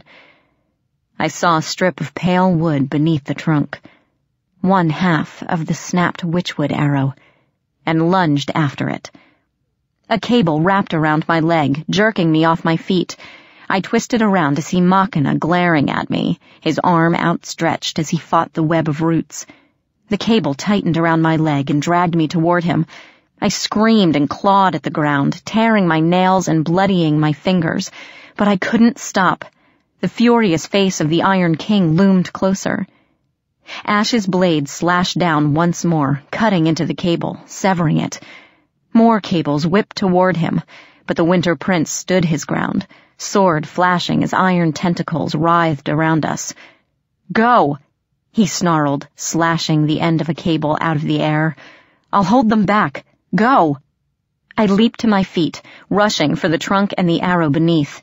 My hand closed over the wood and I spun back, only to see a cable slice through Ash's defenses and slam into his shoulder, staking him to the ground. Ash howled, swinging his sword weakly, but another cable knocked it from his grasp. I charged the Iron King, dodging cables and snaking roots. For a moment, his attention was riveted on Ash, but then his gaze snapped to me, lightning flashing in the depths of his eyes. Shrieking a battle cry, I lunged. Just as I reached him, something slammed into my back, driving the breath from me. I couldn't move, and realized that one of the cables had stabbed me from behind. Strangely, there was no pain. Machina drew me to him as roots and cables waged their war overhead. Everything else faded away, and there was just us. "I would have made you a queen," he muttered, reaching a hand to me. The roots circling his torso, pinning his other arm, tightened around him, but he didn't seem to notice. "I would have given you everything. Why reject such an offer?" My hand tightened on the witchwood, feeling a faint beat of life still within. "Because," I whispered, raising my arm, "I already have everything I need." I drove my arm forward, sinking the arrow into his chest. Machina's lips gaped in a soundless scream. He arched his head back, still screaming, and green shoots erupted from his mouth, spreading down his neck. A strange pulse of energy, like an electrical jolt, coursed through my body, making my muscles spasm. The cable flung me away. I hit the ground and bit back a shriek as pain lanced up my spine. Clawing myself upright, I looked around, grabbed the sword, and rushed to Ethan's cage. One stroke of the ice blade smashed the door open, and I hugged my brother to me, feeling him sob into my hair. "Megan!" Ash staggered toward me, holding his shoulder, dark blood streaming down his skin. Behind him, the door burst open, and dozens of knights poured inside. For a moment, they froze in shock, staring at their king in the center of the garden. Machina still writhed in his prison, but weakly. Branches grew from his chest, his cables turning into vines that bloomed with tiny white flowers. As we watched, he split apart as the trunk of a brand new oak burst from his chest, rising into the air. The Bluetooth phone dropped from the branches and lay, winking, at the roots of the tree. "Wow," I whispered into the silence. The knights turned on us with a roar. They rushed forward, but suddenly the ground trembled. Rumblings filled the air as the Iron Throne began to collapse, shedding jagged shrapnel like scales. A tremor shook the ground, causing everyone to stagger. Then, a huge chunk of the garden cracked and fell away, taking several knights with it into oblivion. More cracks appeared as the courtyard began to come apart. The knights howled and scattered, and screams rose into the air. "The whole tower's coming down," Ash yelled, dodging a falling beam. "We have to get out of here, now." I ran to the iron archway, stumbling as more cracks slashed across the ground, and ducked through, only to reappear on the other side. Nothing happened.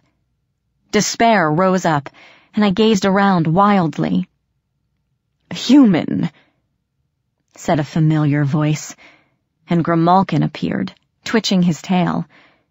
I gaped at him, hardly believing my eyes.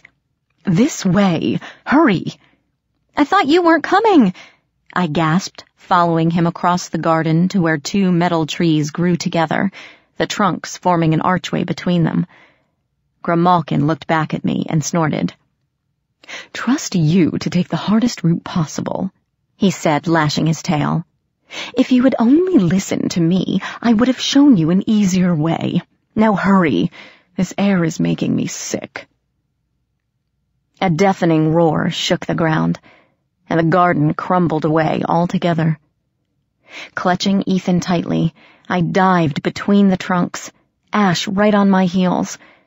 I felt the tingle of magic as we passed through the barrier, and realized I was falling before everything went completely black. Chapter 25. Homecoming. I awoke slowly, a hard tile floor cold against my cheek. Wincing, I sat up, testing my body for any lingering pain. I was vaguely aware that there should be some. I remembered Machina stabbing me through the back with his iron cables, felt the blaze of agony as he ripped them from my flesh. But there was no pain. In fact, I felt better than I had in a long time, my senses buzzing with energy as I gazed around. I lay in a long, dim room filled with desks and computers. The school computer lab.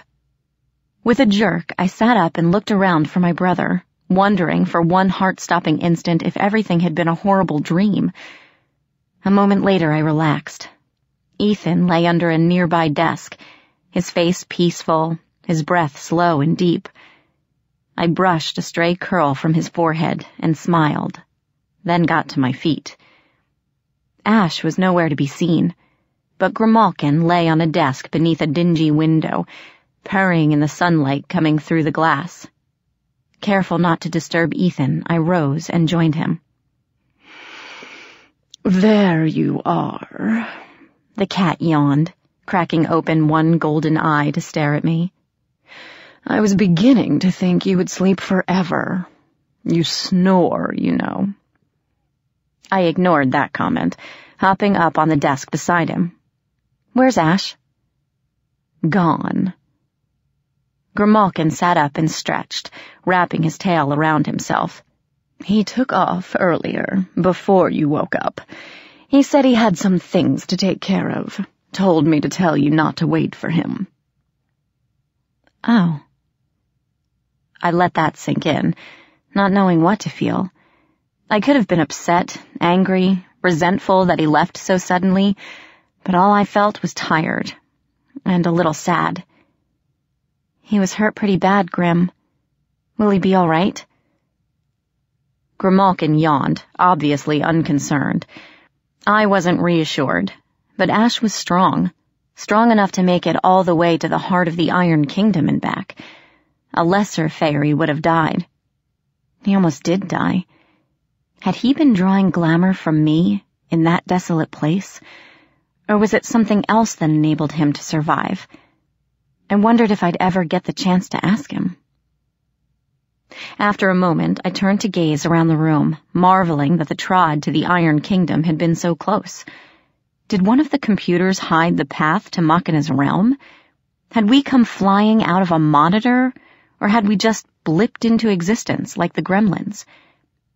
So, I turned back to the cat. You found us the path home. Congratulations. What do I owe you for this one? Another favor or life debt? My firstborn child? No. Grimalkin's eyes slitted in amusement. We will let this one go. This once. We sat in silence for a bit, enjoying the sunlight, content just to be alive. Still, as I watched Ethan sleeping under the desk, a strange heaviness filled me. As if I was missing something. As if I'd forgotten something vitally important back in Faerie. So, Grimalkin mused, licking his front paw, what will you do now? I shrugged. I don't know. Take Ethan home, I guess. Go back to school. Try to get on with my life. I thought of Puck, and a lump rose to my throat. School wouldn't be the same without him. I hoped he was all right, and that I would see him again. I thought of Ash, and wondered if the Prince of the Unseelie Court would consent to dinner and a movie. Hope springs eternal, the cat muttered. Yeah, I sighed, and we fell silent again. What I've been wondering, Grimalkin went on, is how Machina kidnapped your brother in the first place. He used a changeling, yes, but that wasn't an Iron Faerie. How did he make the switch, if it was not one of his own? I thought about it and frowned. Somebody must have helped him, I guessed. Grimalkin nodded. I would imagine so, which means Machina had normal Fae working for him as well, and now that he is gone, they will be none too happy with you. I shivered, feeling hope for a normal life slipping rapidly away.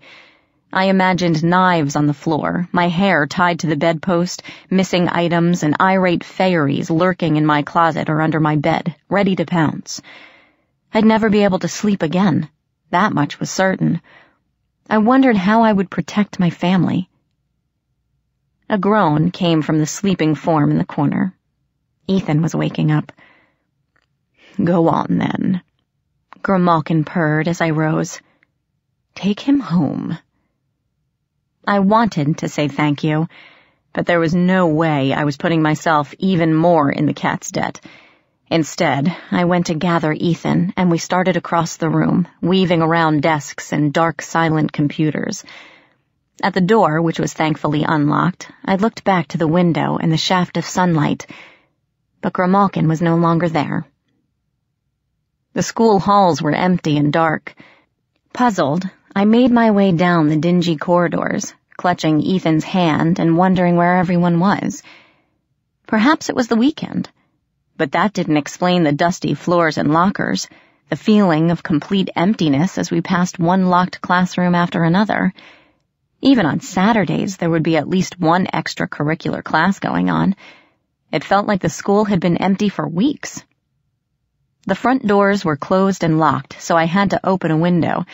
After hoisting Ethan up, I wiggled out after him, dropping to the pavement and gazing around. No cars stood in the parking lot, even though it was the middle of the day. The place looked completely deserted. Ethan gazed around in silence, round blue eyes taking everything in. There was a wariness to him that seemed terribly out of place, like he was older now, but his body remained the same. It worried me, and I gently squeezed his hand. We'll be home soon, okay? I whispered as we started across the parking lot. Just one short bus ride and you can see Mom again. And Luke, are you excited? He regarded me solemnly and nodded once. He didn't smile. We left the school campus, following the sidewalk until we reached the nearest bus stop. Around us, cars sped by, weaving in and out of late afternoon traffic, and people milled around us. Some older ladies smiled and waved to Ethan, but he paid them no attention. My concern for him knotted my stomach. I tried cheering him up, asking questions, telling him little stories about my adventures, but he just stared at me with those mournful blue eyes and didn't say a word. So we stood on the corner, waiting for the bus to come, watching the people surge around us. I saw faeries slipping through the crowds, entering little shops lining the street, following humans like stalking wolves. A fae boy with leathery black wings grinned and waved to Ethan from an alley across the street. Ethan shivered, and his fingers tightened on me. "Megan?" I turned at the sound of my name. A girl had come out of the coffee shop behind us and was staring at me in amazement and disbelief. I frowned, shifting uncomfortably. She looked familiar, with her long dark hair and cheerleader thin waist, but I couldn't remember where I knew her from. Was she a classmate? If so, I think I would have recognized her. She would have been very pretty if it wasn't for the huge, distorted nose marring her otherwise perfect face. And then it hit me. "Angie?" I whispered, feeling the shock punch me in the stomach.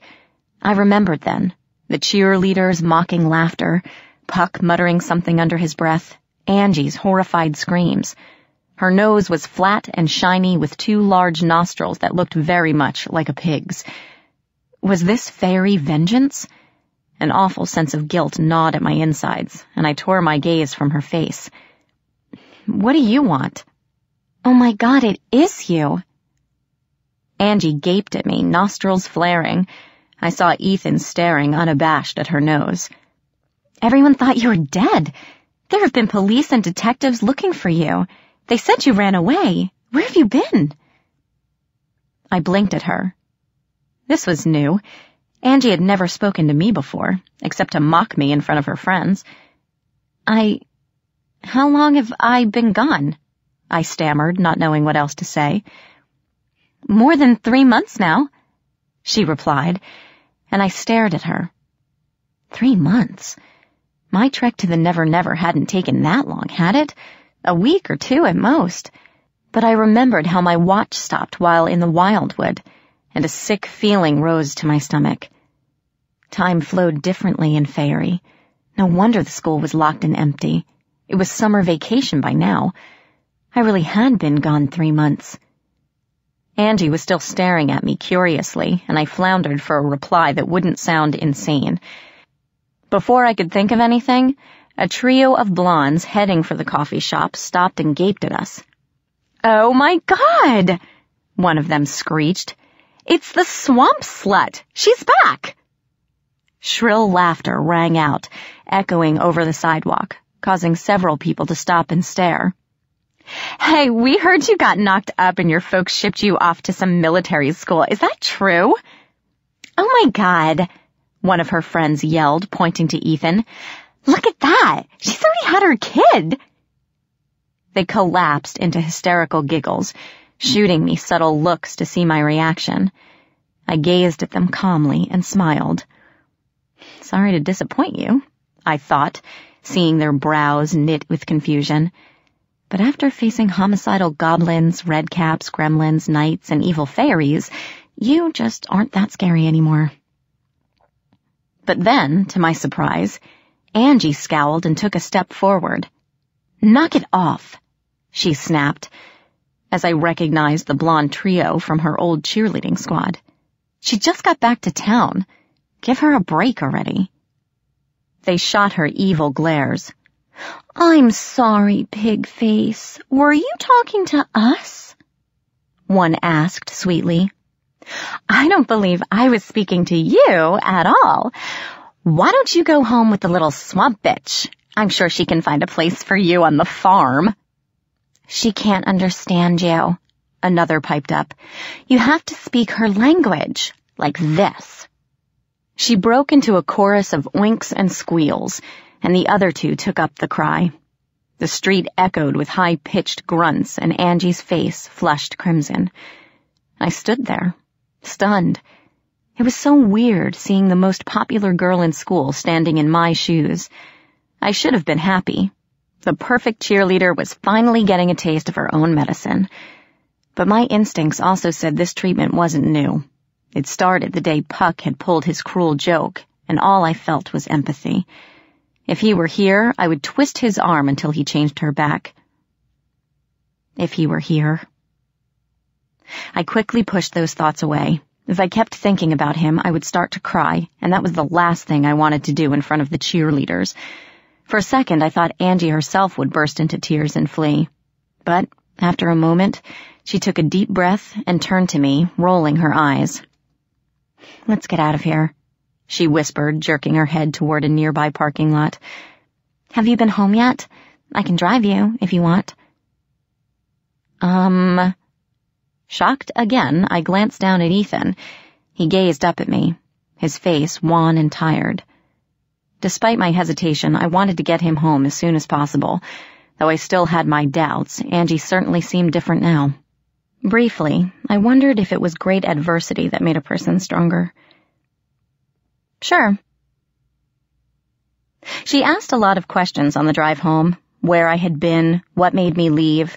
Was it really a pregnancy that drove me off? I answered as vaguely as I could, leaving out the parts with the homicidal fairies, of course. Ethan curled up beside me and fell asleep, and soon his faint snores were the only sounds besides the hum of the engine. Angie finally pulled up alongside a familiar gravel road, and my stomach twisted nervously as I opened the door, pulling Ethan out with me. The sun had gone down, and an owl hooted somewhere overhead. In the distance, a porch light glimmered like a beacon in the twilight. "I appreciate the ride," I told Angie, slamming the car door. She nodded, and I made myself say those two little words. "Thank you." Guilt stabbed me again as I looked at her face. "I'm sorry about... you know." She shrugged. "Don't worry about it. I'm going to a plastic surgeon in a couple weeks. He should take care of it." She went to put the car in gear, but stopped, turning back to me. "You know," she said, frowning, "I don't even remember how it got like this. Sometimes I think I've always been this way, you know? But then people look at me weird, like they can't figure it out, like they're scared because I'm so different." She blinked at me, shadows under her eyes. Her nose seemed to leap off her face. "But you know what that's like, don't you?" I nodded breathlessly. Angie blinked again, like she was seeing me for the first time. "Well, then..." Slightly embarrassed, she waved to Ethan and gave me a brisk nod. "See you around." "Bye." I watched her pull away, her tail lights growing smaller and smaller, until they rounded a corner and disappeared. The night suddenly seemed dark and still. Ethan took my hand, and I looked down at him in concern. He still wasn't talking. My brother had always been a quiet kid, but this complete, brooding silence was disturbing. I hoped he wasn't too traumatized by his ordeal. "Home, kiddo," I sighed, looking up the long, long driveway. "Think you can make it?" "Maggie?" Relieved, I looked down at him. "Yeah?" "Are you one of them now?" I sucked in a breath, feeling as if he had punched me. "What?" "You look different." Ethan fingered his ear, gazing up at mine.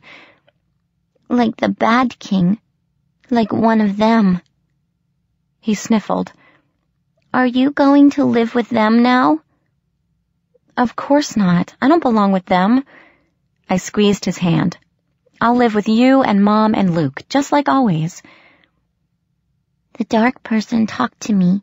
He said I'd forget about them in a year or two, that I won't be able to see them anymore. Does that mean I'll forget you, too?" I knelt and looked him in the eye. "I don't know, Ethan. But you know what? It doesn't matter. Whatever happens, we're still a family, right?" He nodded solemnly, far too old for his age. Together we continued walking. The outline of our house grew larger as we approached. It looked familiar and strange all at once. I could see Luke's beat-up truck in the driveway, and Mom's floral curtains waving in the windows. My bedroom was dark and still, but a nightlight shone out of Ethan's room, flickering orange. It made my stomach churn to think what slept up there. A single light shone in the bottom window, and I picked up my pace. Mom was asleep on the couch when I opened the door. The television was on, and she held a box of tissues in her lap, one twisted up in her fingers. She stirred when I shut the door behind me, but before I could say anything, Ethan wailed, "Mommy!" and flung himself into her lap. "What?" Mom jerked awake, startled by the shaking child in her arms. "Ethan, what are you doing downstairs? Did you have a nightmare?" She glanced up at me then, and her face went pale. I tried for a smile, but my lips wouldn't work right, and the lump in my throat made it hard to speak. She rose, still holding on to Ethan, and we fell into each other. I sobbed into her neck, and she held me tightly, her own tears staining my cheek. "Megan!" At last she pulled back and looked at me, a spark of anger warring with the relief in her eyes. "Where have you been?" she demanded with a little shake. "We've had the police looking for you, detectives, the whole town. No one could find any trace of you, and I've been worried sick. Where have you been for 3 months?" "Where's Luke?" I asked, not really knowing why. Maybe I felt that he didn't need to hear this, that this was between me and Mom alone. I wondered if Luke had even noticed that I was gone. Mom frowned as if she knew what I was thinking. "He's upstairs, asleep," she replied, pulling back. "I should wake him, tell him you've come home. Every night for the past 3 months, he's taken his truck down the back roads, looking for you. Sometimes he doesn't come home until morning." Stunned, I blinked back tears. Mom gave me a stern look, the one I got right before I was grounded. "You wait right here until I get him, and then, young lady, you can tell us where you've been while we've been going crazy. Ethan, honey, let's put you to bed." "Wait," I said as she turned away, Ethan still clinging to her robe. "I'll come with you. Ethan, too. I think everyone should hear this." She hesitated, looking down at Ethan, but finally nodded. We turned to leave together when a noise on the stairs froze us in our tracks. The changeling stood there, his eyes narrowed, his lips peeled back in a snarl. He wore Ethan's bunny pajamas, and his small fists were clenched in rage. The real Ethan whimpered and pressed into Mom's side, hiding his face. Mom gasped, her hand going to her mouth as the changeling hissed at me. "Damn you!" it shrieked, stamping a foot into the ground. "Stupid, stupid girl! Why do you have to bring him back? I hate you, I hate you, Smoke erupted from its feet, and the changeling wailed. Twisting in on itself, it disappeared into the smoke, shouting curses as it grew smaller and smaller and finally vanished altogether. I allowed myself a small smirk of triumph. Mom lowered her hand. When she turned to me again, I saw understanding in her eyes, and a terrible, terrible fear. "I see," she whispered, glancing at Ethan. She trembled, and her face was ashen. She knew. She knew all about them. I stared at her. Questions rose to mind, too jumbled and tangled to make out. Mom seemed different now, frail and frightened, not the mother I knew at all.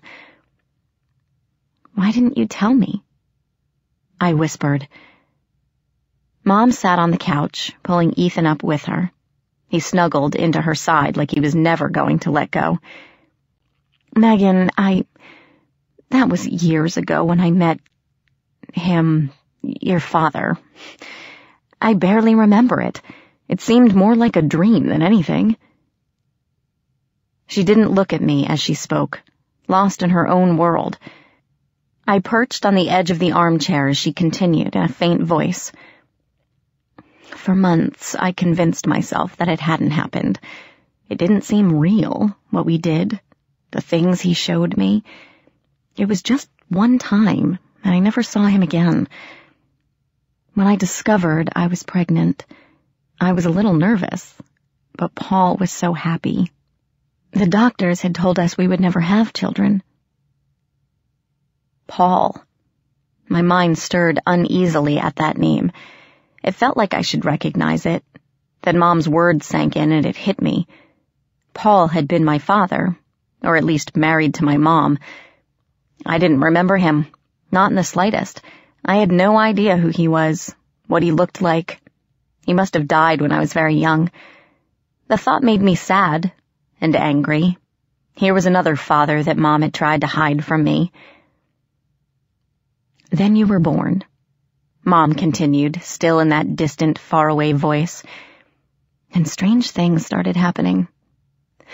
I'd often find you out of your crib, on the floor, or even outside, though you couldn't walk yet.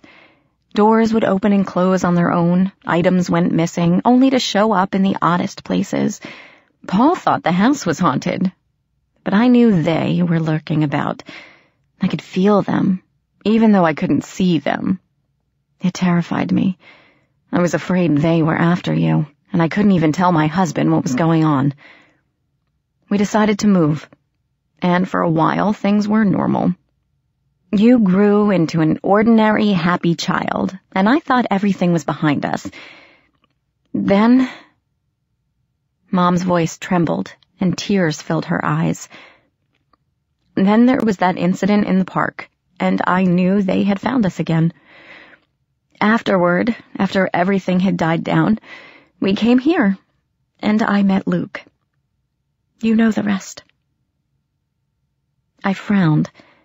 I remembered the park, with its tall trees and little green pond, but I couldn't recall what incident Mom was talking about. Before I could ask, Mom leaned forward and gripped my hand. I wanted to tell you for so long, she whispered, her eyes wide and teary. But I was afraid. Not that you wouldn't believe me, but that you would. I wanted you to have a normal life, not to live in fear of them, to wake up every morning dreading that they had found you. Didn't really work, did it? My voice came out hoarse and raspy.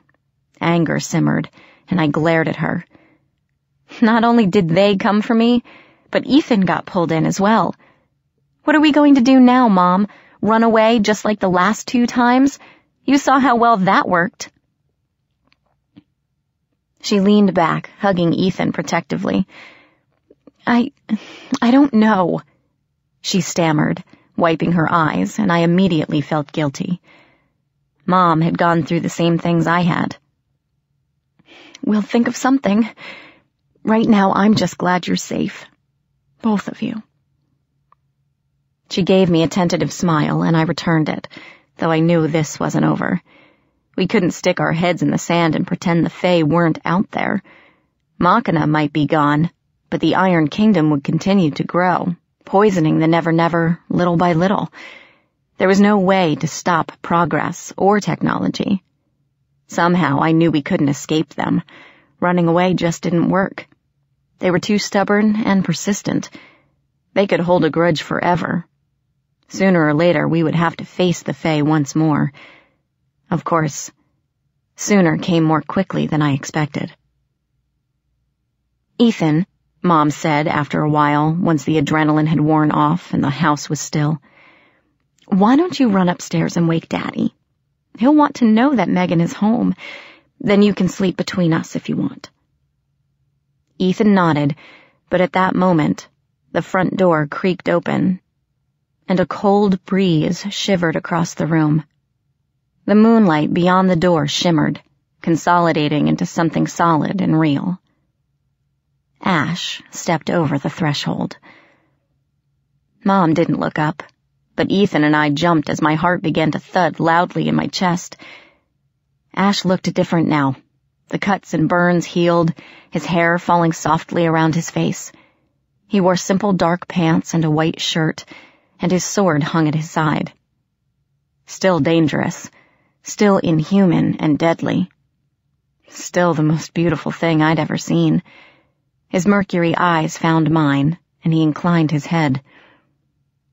"It's time," he murmured. For a moment I stared at him, not understanding. Then it hit me all at once. Oh, God. The contract. He's here to take me to the Winter Court. "Megan?" Mom looked from me to the door, not seeing the Winter Prince silhouetted against the frame. But her face was tight. She knew something was there. "What's happening? Who's there?"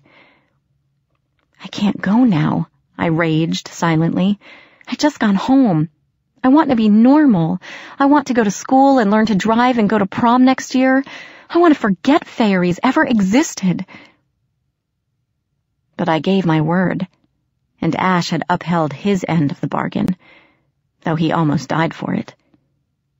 Ash waited quietly, his eyes never leaving mine. I nodded at him and turned back to my family. "Mom," I whispered, sitting on the couch. I have to go. I made a promise to someone that I would stay with them for a while. Please don't worry or be sad. I'll be back, I swear. But this is something I gotta do. Or else they might come looking for you and Ethan again." "Megan, no." Mom gripped my hand, squeezing hard. "We can do something. There has to be a way to keep them back. We can move again, all of us. Mom." And I let my glamour fade away, revealing my true self to her. It wasn't difficult this time to manipulate the glamour surrounding me. Like the roots in Machina's domain, it came so naturally I wondered how I ever thought it hard. Mom's eyes widened, and she jerked her hand back, pulling Ethan close. "I'm one of them now," I whispered. "I can't run from this. You should know that. I have to go." Mom didn't answer. She kept staring at me with a mix of sorrow, guilt, and horror. I sighed and rose to my feet, letting the glamour settle on me again. It felt like the weight of the entire world. "Ready?" Ash murmured, and I paused, glancing up toward my room. Did I want to take anything with me? I had my clothes, my music, little personal items collected in my 16 years. No, I didn't need them. That person was gone, if she had been real in the first place. I needed to figure out who I really was before I came back. If I came back. Glancing at Mom, still frozen on the couch, I wondered if this would ever be home again. "Maggie?" Ethan slid off the couch and padded up to me. I knelt, and he hugged me around the neck with all the strength a 4-year-old could muster. "I won't forget," he whispered, and I swallowed the lump in my throat. Standing up, I ruffled his hair and turned to Ash, still waiting silently at the door. "You have everything?" he asked as I approached. I nodded. "Everything I need," I murmured back. "Let's go." He bowed, not to me, but to Mom and Ethan, and walked out. Ethan sniffled loudly and waved, trying hard not to cry, and I smiled, seeing their emotions as clearly as a beautiful painting. Blue sorrow, emerald hope, scarlet love. We were connected, all of us. Nothing, fae, god, or immortal, could sever that. I waved to Ethan, nodded forgiveness at Mom, and shut the door, following Ash into the silver moonlight.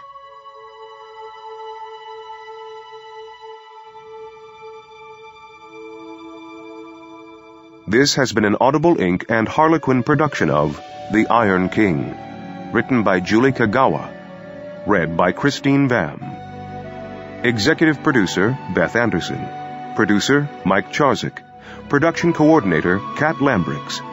Engineered and directed by Keith Reynolds and Peter Rowan. Music by Michael Whalen. Copyright 2010 by Julie Kagawa. Production copyright 2009 by Audible Inc.